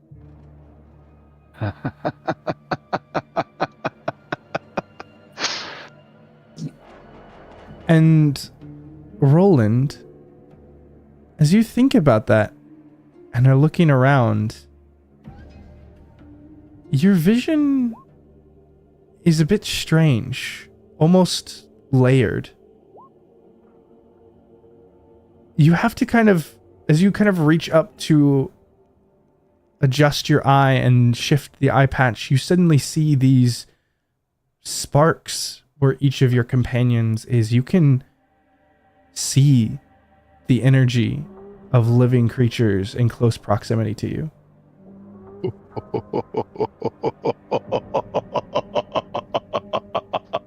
Okay. The DM is trying to make you a melee character. I didn't know what they were going to do whenever they interacted or who was going to do it. That's fair. That's why I wanted to do a different weapon.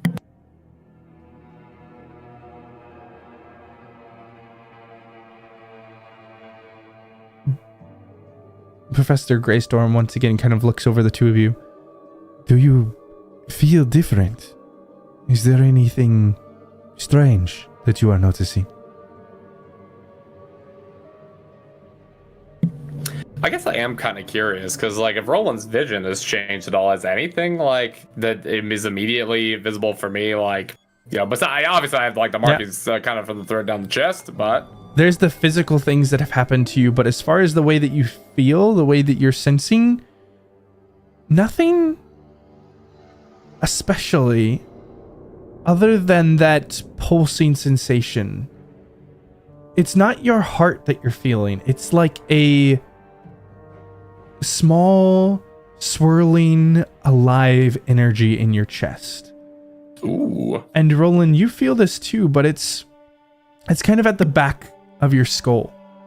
But that sense of power that can be unleashed.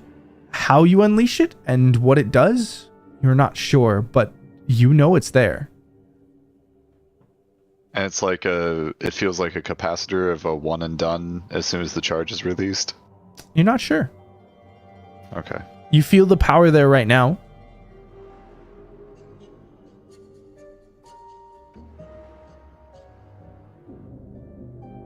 Or is it just going to dissipate after a long rest and we saved it for nothing? So Echo Greystorm has run up to Roland and the Schalt. As Boko follows him, is there any like resonation of this dragon item that he's holding and this like clear source of electricity? I don't think there is much here. Let me scan through. I'm paranoid that getting close to this thing, that it's going to ground to me, holding something that is very clearly electrical in nature. No, it seems so within the Stormwell, it seems whatever energy was there has dissipated and has used. The water is gone, the glowing is dissipated away from the stone. And your shield didn't seem to have any true reaction as it wasn't kind of included in the loop. Perfect. Boko looks to Echo and says, "The spire itself, is there anything else you wish to see? Would you like me to ascend some ways and see what materials are incorporated into its structure?" I wish I could spend a lifetime here, to be honest. And perhaps I might. But you all are right, and we need to be continuing on our way. We still have a job to do. A few more minutes would not harm anybody. We do not know that, and I have already taken enough. I will get a quick sketch. And he kind of moves towards the stone and places some parchment on it and begins to just etch this bit of graphite over it, making kind of a copy of the images, and kind of tucks them away, and kind of with a longing look at it, begins to head back toward the rail. Are there metal fixtures that serve as sort of a conduit towards the central portion? Yeah, there are dozens of these metal fixtures across like every high roof or building, and all of them seem to have these small little lines linking them together, and then the ones closest to the obelisk all link to the obelisk. Getting close to the lines and the metal fixtures, can I take a minute with them and leverage one of my feats? Mm-hmm. If something has been created with a set of tools that I am proficient with, I can get some information about it. Sure, yeah. Shoot me over that feature. Let me see what it says. Expert appraisal, and I am proficient in smithing. So you know, just with the context that it's been created within Sire, and you know that their properties are primarily to channel lightning or electricity through, and they are essentially big lightning rods, and then they're made to travel along these lines to charge this central obelisk in the Stormwell. As far as value, they are invaluable to the right person as an artifact from Sire, but traditional value is not much more than the materials that they're made out of. Gotcha. And rather than like craftsman of origin, could I provide Echo Greystorm with the technique? If it's like a unique smithing technique, something that he could then use to sort of like seed his research in a library. Yeah, you could, but you can tell, and even just with talking with him as you all are making your way away, that those parts are not the parts that are special. It is specifically this, like, whatever this stone is and its magical resonance or its connection to something else, the way that it can act as a large capacitor or battery, that is what is special about this. The lightning rods are cool and are useful, but they're not unusual. They've just been arranged in this array to charge this very, very unique item. Gotcha. Is there anything else that you all would like to do before making your way out of this abandoned village? Only Sindri were here, he would know.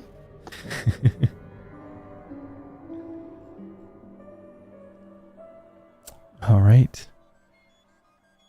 The rest of the second day goes without too much of an interactions. There are a couple close calls that you all come into distant contact with creatures and shadows, but through your abilities and natural stealth, you're able to make it through with just high enough roll of a 10.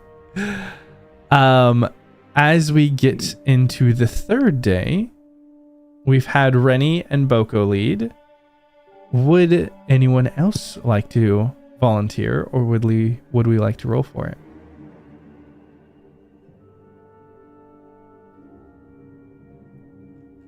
All right, roll for it. It is.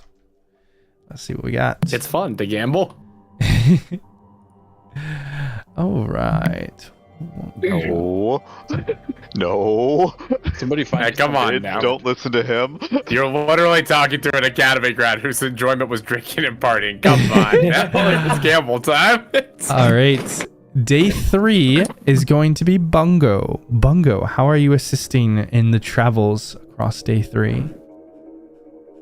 Well, so Bungo was a little upset that Professor Greystorm did not want him to participate. He's not proud enough to think that he could have volunteered without Professor Greystorm hand-picking him. And he wanted some cool magic powers that he didn't get. So he's trying to himself a little bit. And he's being very know-it-all-y and trying to show that he does have some good knowledge and like kind of understands what's going on, to try and keep the party safe. Okay. Ben, you just jinxed yourself. Yep. Nah, it'll be fine. So are you going for like an investigation check, like something intelligence based? Definitely something intelligence based, yeah. Probably history. Okay. Like just remembering what he's been told about the Mournlands and kind of how the magic, how weird the magic is here and how it's interacted with what he understands. All right. Go ahead and roll me a history check. Oh. Okay. So on the third day, you all are traveling along the rail, and you come across this expanse of land which is black and chitinous like the black back of a fly, with this short, sparse, black, wiry, and hairy grass. And occasionally the land whistles as the wind plays in irregularly dotted spirals. And there is just this stench of death in the air. However, it seems what creatures call this land home are elsewhere, and your travels through this place are quiet. Bungo, having picked a particular, not necessarily route as you're headed in the same direction, but chosen when to rest and when to push forward, extends out the movement that you all have during the light of the day when this area is safe, and avoids this area during the darkest of the night. And just before darkness starts to come, Bungo, you, as you're towards the front of this group, you catch sight of a small little hut or hovel. A thatch roof, stone walls, no bigger than a room or two, with smoke coming out of the chimney from a fire within. You hear a large clang splash, and you see two small creatures dashing, dodging, moving between each other near this hut.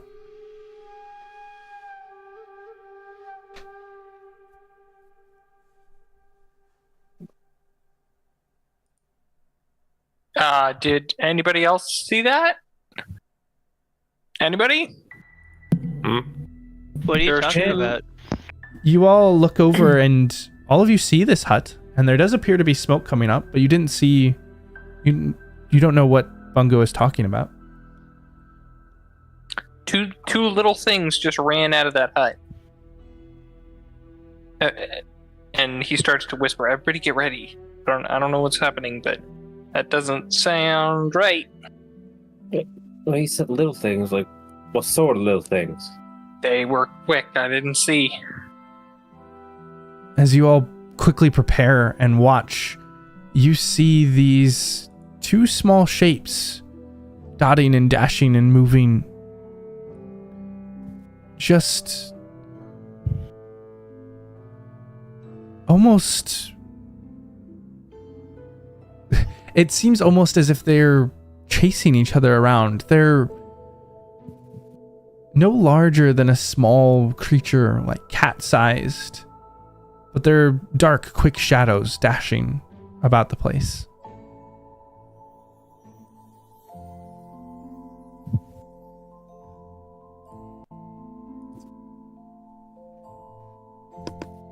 Boko nudges Roland and points at the gun again.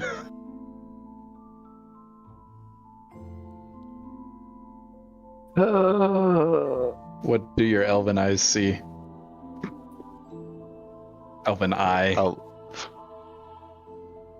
I'm not an elf. Aren't you, though? Now with your blue speckles in your eyes.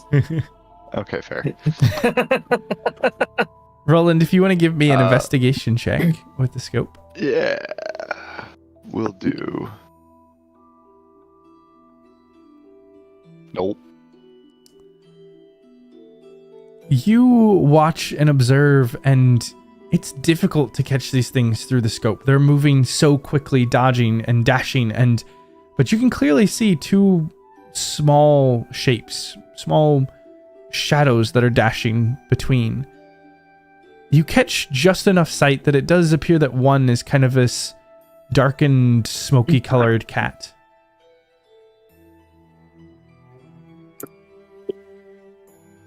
They're ghost cats.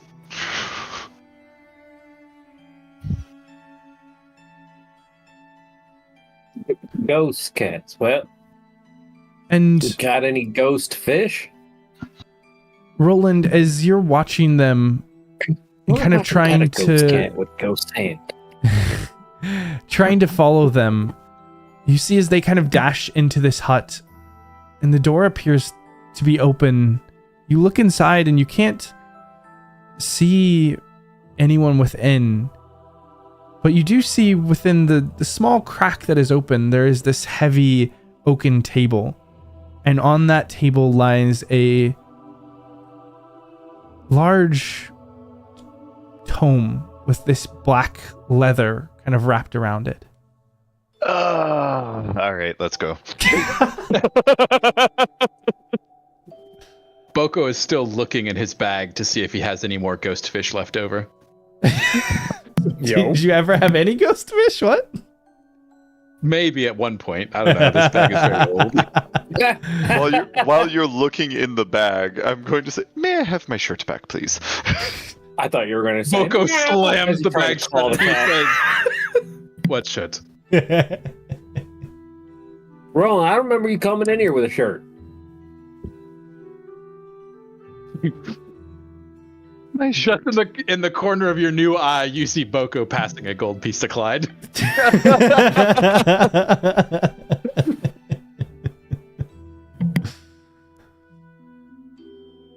Adding that to my inventory. You know what shirt? I warned you. The last time I asked for it back, you gave it back. Yeah, this time he said he wouldn't. Out of character. Now you just have your leather coat, no undershirt. Yes. Just full anime, open front leather trench coat with abs underneath. It's sick, though, not sparkle, gonna lie. blue Sparkly sparkles in eyes. your eyes. This Ah, is shit, he's rapidly reached full becoming power. a Queen movie. You're looking like David Bowie from Labyrinth. Out here. You look like the main character to a movie whose primary audience listens to Billie Eilish.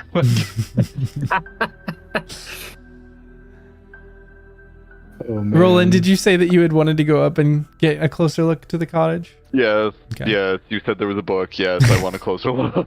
Let's go. Damn it.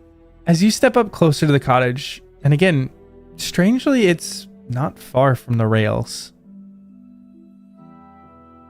You see these two creatures. One of them just a dusty gray colored cat, and one a creature the size of a cat, but this wispy shadow magic-like material. Kind of short claws rather than paws, and this elongated head rather than a round cat face. The two of them are bouncing, chasing after another, and the cat kind of rushes away from the cottage, kind of into the trees slightly. And you can see that this shadow creature, it's not paying you any mind, but it appears sad that its playmate ran away, or perhaps that it couldn't catch its lunch. As you step up, you go ahead and roll me a perception check as you get close to this cottage. Kind of Alrighty. looking into the door. Nope. You find that inside it appears to be empty. And yet there are still these soft embers where the fireplace is, and smoke kind of billowing up and out. This simple... Is my new site picking anything up? Don't worry, Roland. Your new site will get something next time. You kind of... Get a +4 to your next ability check. You flip up the eye patch and look around. And you notice that energy around this small shadow creature, which is just kind of sitting at the door, looking in the direction of where the cat ran off. And you can see the cat kind of in the distance, but it's out of the range of where this magic seems to pick up. Other than that, What range is that? it seems to be about 60 feet. Okay. Solid. When Very solid. when you're looking around the room, this does seem to be just a single room cottage. It appears empty, but not unpleasant. And you look down and you see that decently sized leather journal, just kind of wrapped in this thick leather. It looks nice and high quality, but it doesn't look necessarily special.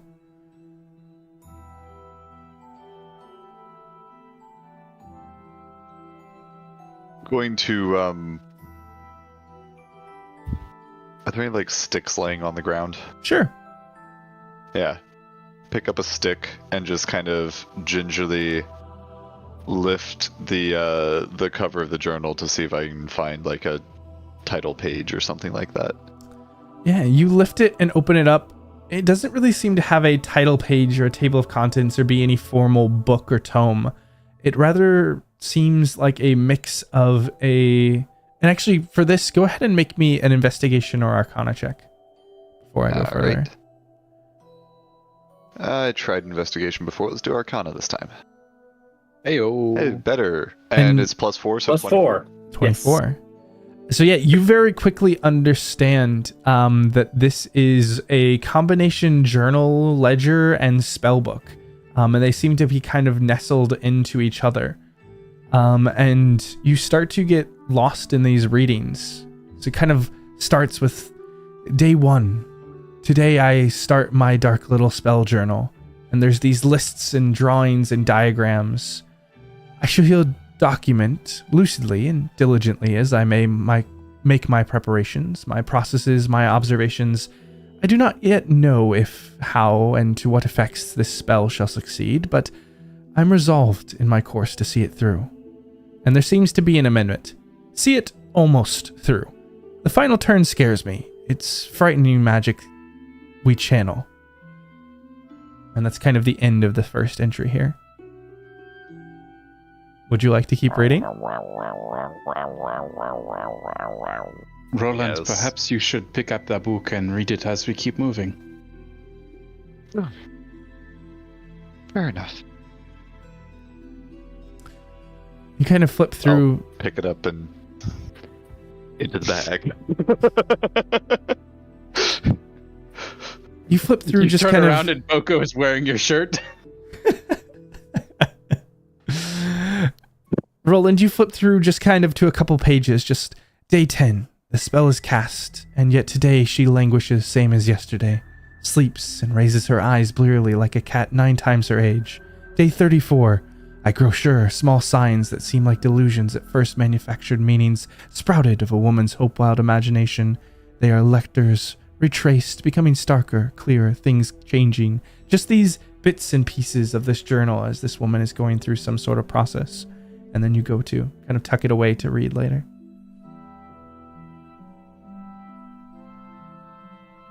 Seeing that and remembering the experience that we had with the kid. It's probably a bad idea, but I'm going to take a chance. I'm going to cast a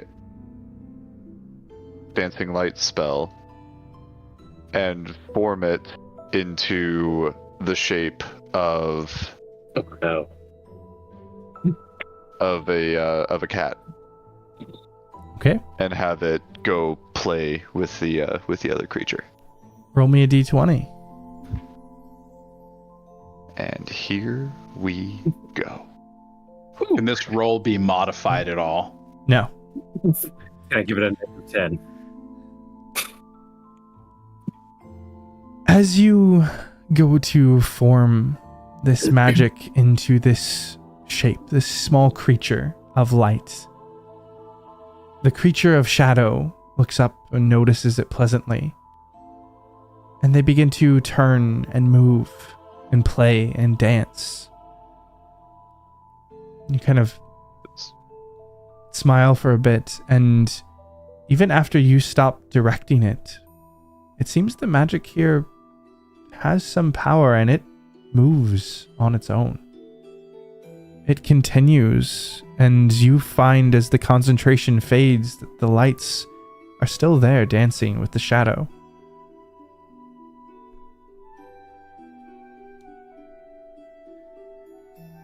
He'll just smile and continue on down the road. As you continue down the rails into the evening, eventually finding some sort of rest, Roland, eventually you notice something following you. And you look back and see that dark-colored dusty cat just in the distance, cautiously keeping pace with the group.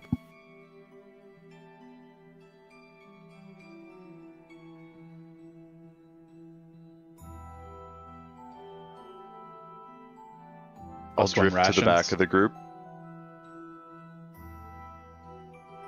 Eventually, kind of as the evening wears on and you all make camp, the cat slowly, over time, gets closer and closer. And eventually, as you find your rest, you kind of wake up to the cat nuzzled in a small ball sleeping next to you.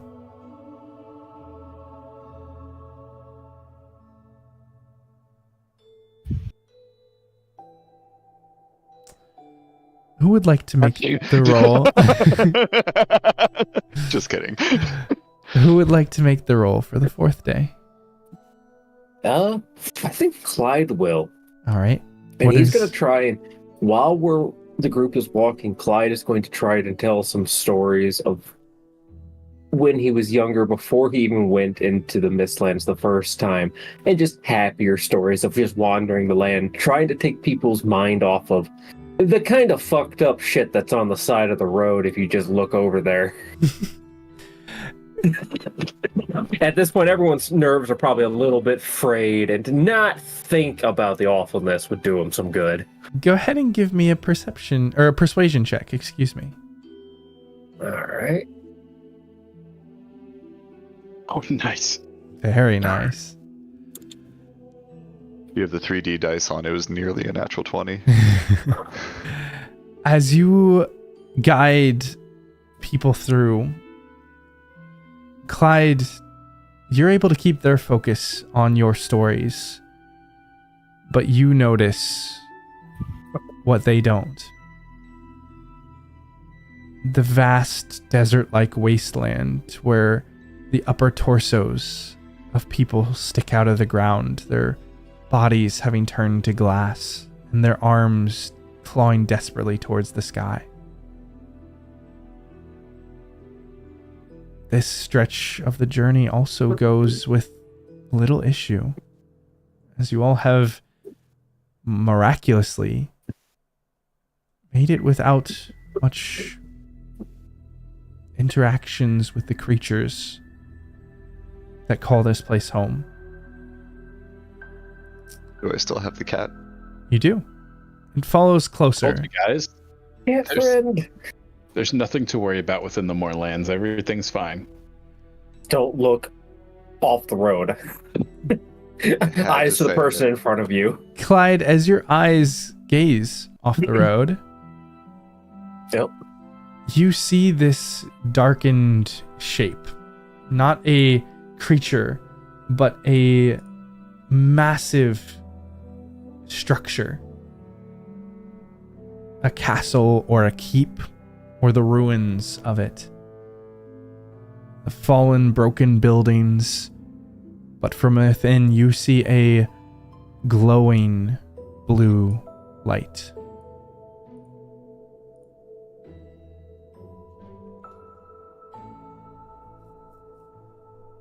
Hey, I know I've been saying not to look outside, but any of you guys see that glowing blue light? I had a dream about a glowing blue light, and, well... So what you're saying is we should... Either we should not go anywhere near that, or if we do, you might find your arm. I hadn't even thought about that. No, we gotta go that way. If you ever get tired of this strange ghost arm, I can build you another one, of course. Uh-huh. Are you gonna have to control said arm? I don't know if I trust any of your arms. Is it gonna be the same one you took from those, like, weirdo juggernaut things? I don't think I want that one. If you wish it to be.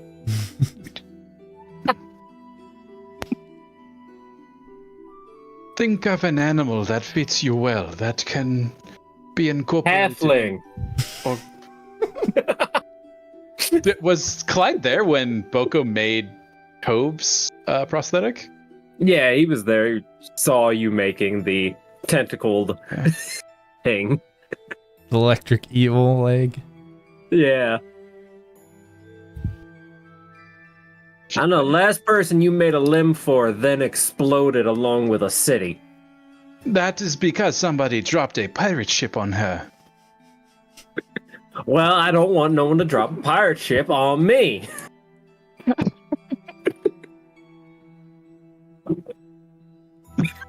How do you feel about Boko sky is walking hentai? towards the blue light.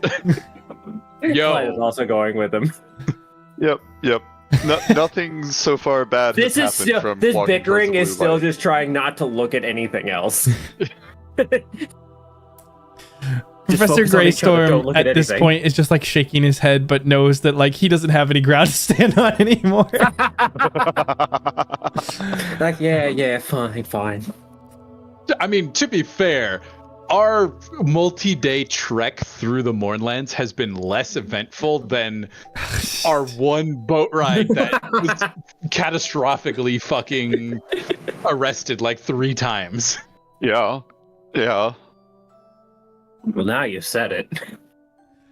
Are you guys headed straight for this keep? Or are you going through the gate?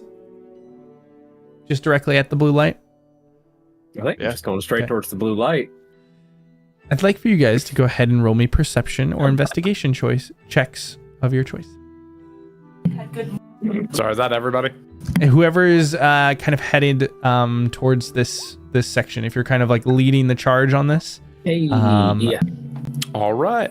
In that case, yes. Damn, Nice, that's a Clyde. lot numbers. That's not right, but that's okay. We're the Alright. strongest when we argue. You know, If you can't As focus iron on how sharpens bad iron. things are, they don't seem that bad. So Clyde, you're the first to kind of really catch sight of this scene. And you see this creature lumber into view. This Uh-oh. thing, this shape, it's humanoid in size. It's almost like this... almost like what was a human made of metal, but rusted or torn away. And now this grotesque fusion of metal and flesh. This skeletal form, once cold and precise in its metallic design, is now this battleground where steel met sinew in a perverse marriage of artifice and aberration. This, what you know to be the remnants of a warforged, but the skeletal remains, and it has these twisting tendrils of pulsating living flesh wound through the gaps of its once pristine armor plating, writhing like serpents searching for prey. As you get everyone's attention to approach quietly, immediately Roland and Boko and Rhea, you start to see more of these creatures.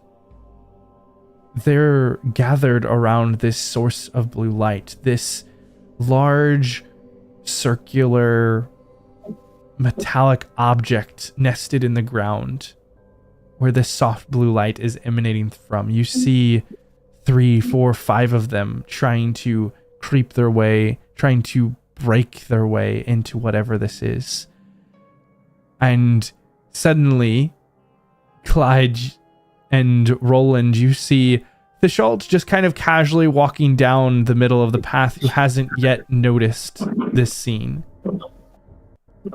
What are the two of you doing as you see this in front of you?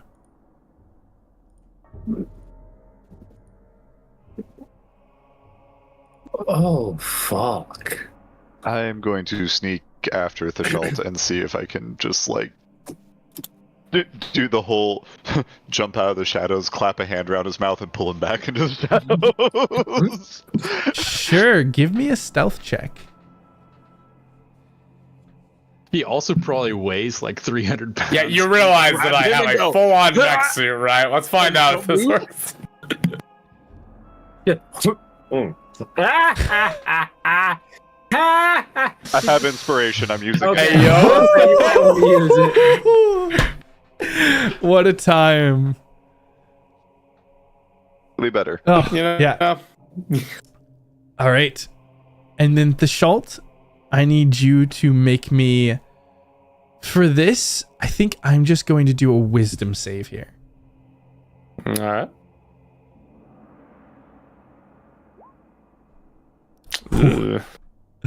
Uh-oh. So, Uh-oh. Thashalt, you feel this force just kind of grasp onto your body and kind of pull you behind this wall. As you are suddenly kind of jolted off to the side, and you kind of do give out just this little call before you see Roland with like his fingers up to his mouth.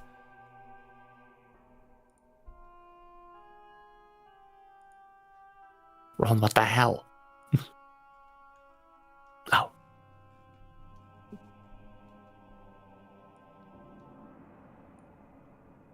This blue energy, does it feel like anything he felt in his dream?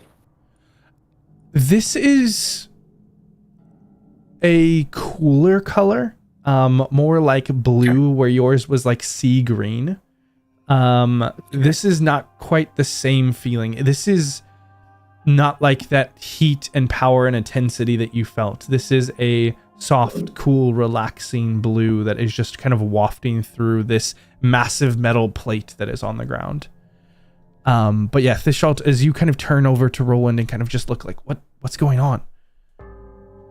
Roland, are you giving him any signal or saying anything? I'm just like, yeah, just the and then I point at what I need him to see. Thashalt, kind of from around the corner of this broken wall, you see where these creatures are trying to get into whatever this metallic thing is. But you also kind of catch and quickly dart back around the wall because one of these creatures had picked up on the noise and is kind of like wandering up in your direction, kind of scanning back and forth across the area. All right, so these are things that are still active. Interesting. Quick head count. How many of them are there?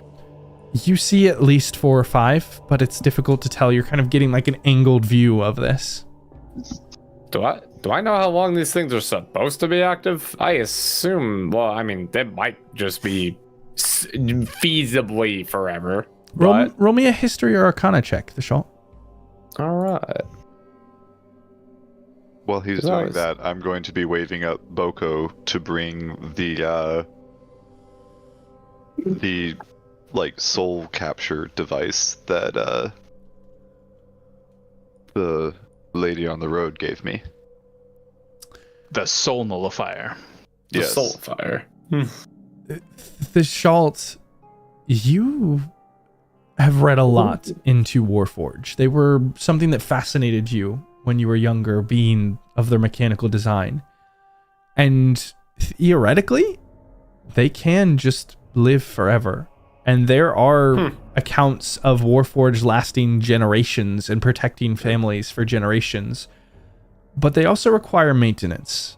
And they don't just exist on their own. What these look like is the remnants of Warforged that have been lost and forgotten in the Mournland. You know that, according to historians and adventurers and salvage crews, that Warforged aren't affected by the mist itself, and that they were able to survive the morning. They were the only creatures to survive. but these ones don't seem to be able to maintain themselves any longer, and their bodies have degraded away, and it almost looks like they have been corrupted with something new. Interesting. Undead Warforged. More importantly, they're probably, well, they have to follow some set of directives, right? So what the hell are they doing? You know, with a natural 20 history check, that while Warforged at the beginning of the last war were mostly automatons and constructs programmed with a specific purpose, by the end of the war, the Sirens had given them almost their own free will, and it was an extremely controversial topic. And how Warforged were handled with the Treaty of Thronehold coming out of that war was something that is still debated in areas today. And there is a lot of people who have prejudice against Warforged. Shoot. Also possibly important. When was that? When did they start having their own consciousnesses installed? That was towards the end of the war. So the war ended a little over 60 years ago. And so about like 80-ish years ago was when that started to happen, maybe a little bit further than that. So a couple decades, well, maybe a couple decades before the Mourning, I would assume. Yeah. The Mourning was pretty much what ended the last war. Okay, so maybe not the most bizarre thing in the world to see automated ones out here, but still interested to see them all working together towards opening this plate. Exactly. Okay, so I'm gonna... Oh, gosh. Roland, probably just lean into Roland. They really shouldn't be operating like this. There's no reason that they should all be coordinated as a team here unless they're getting some sort of direction. Either that or they've all figured out that they want the same thing. And the two of you can hear that one that was searching getting closer. I'm just gonna grip... I'm gonna grip the fist. Do you want me to punch him?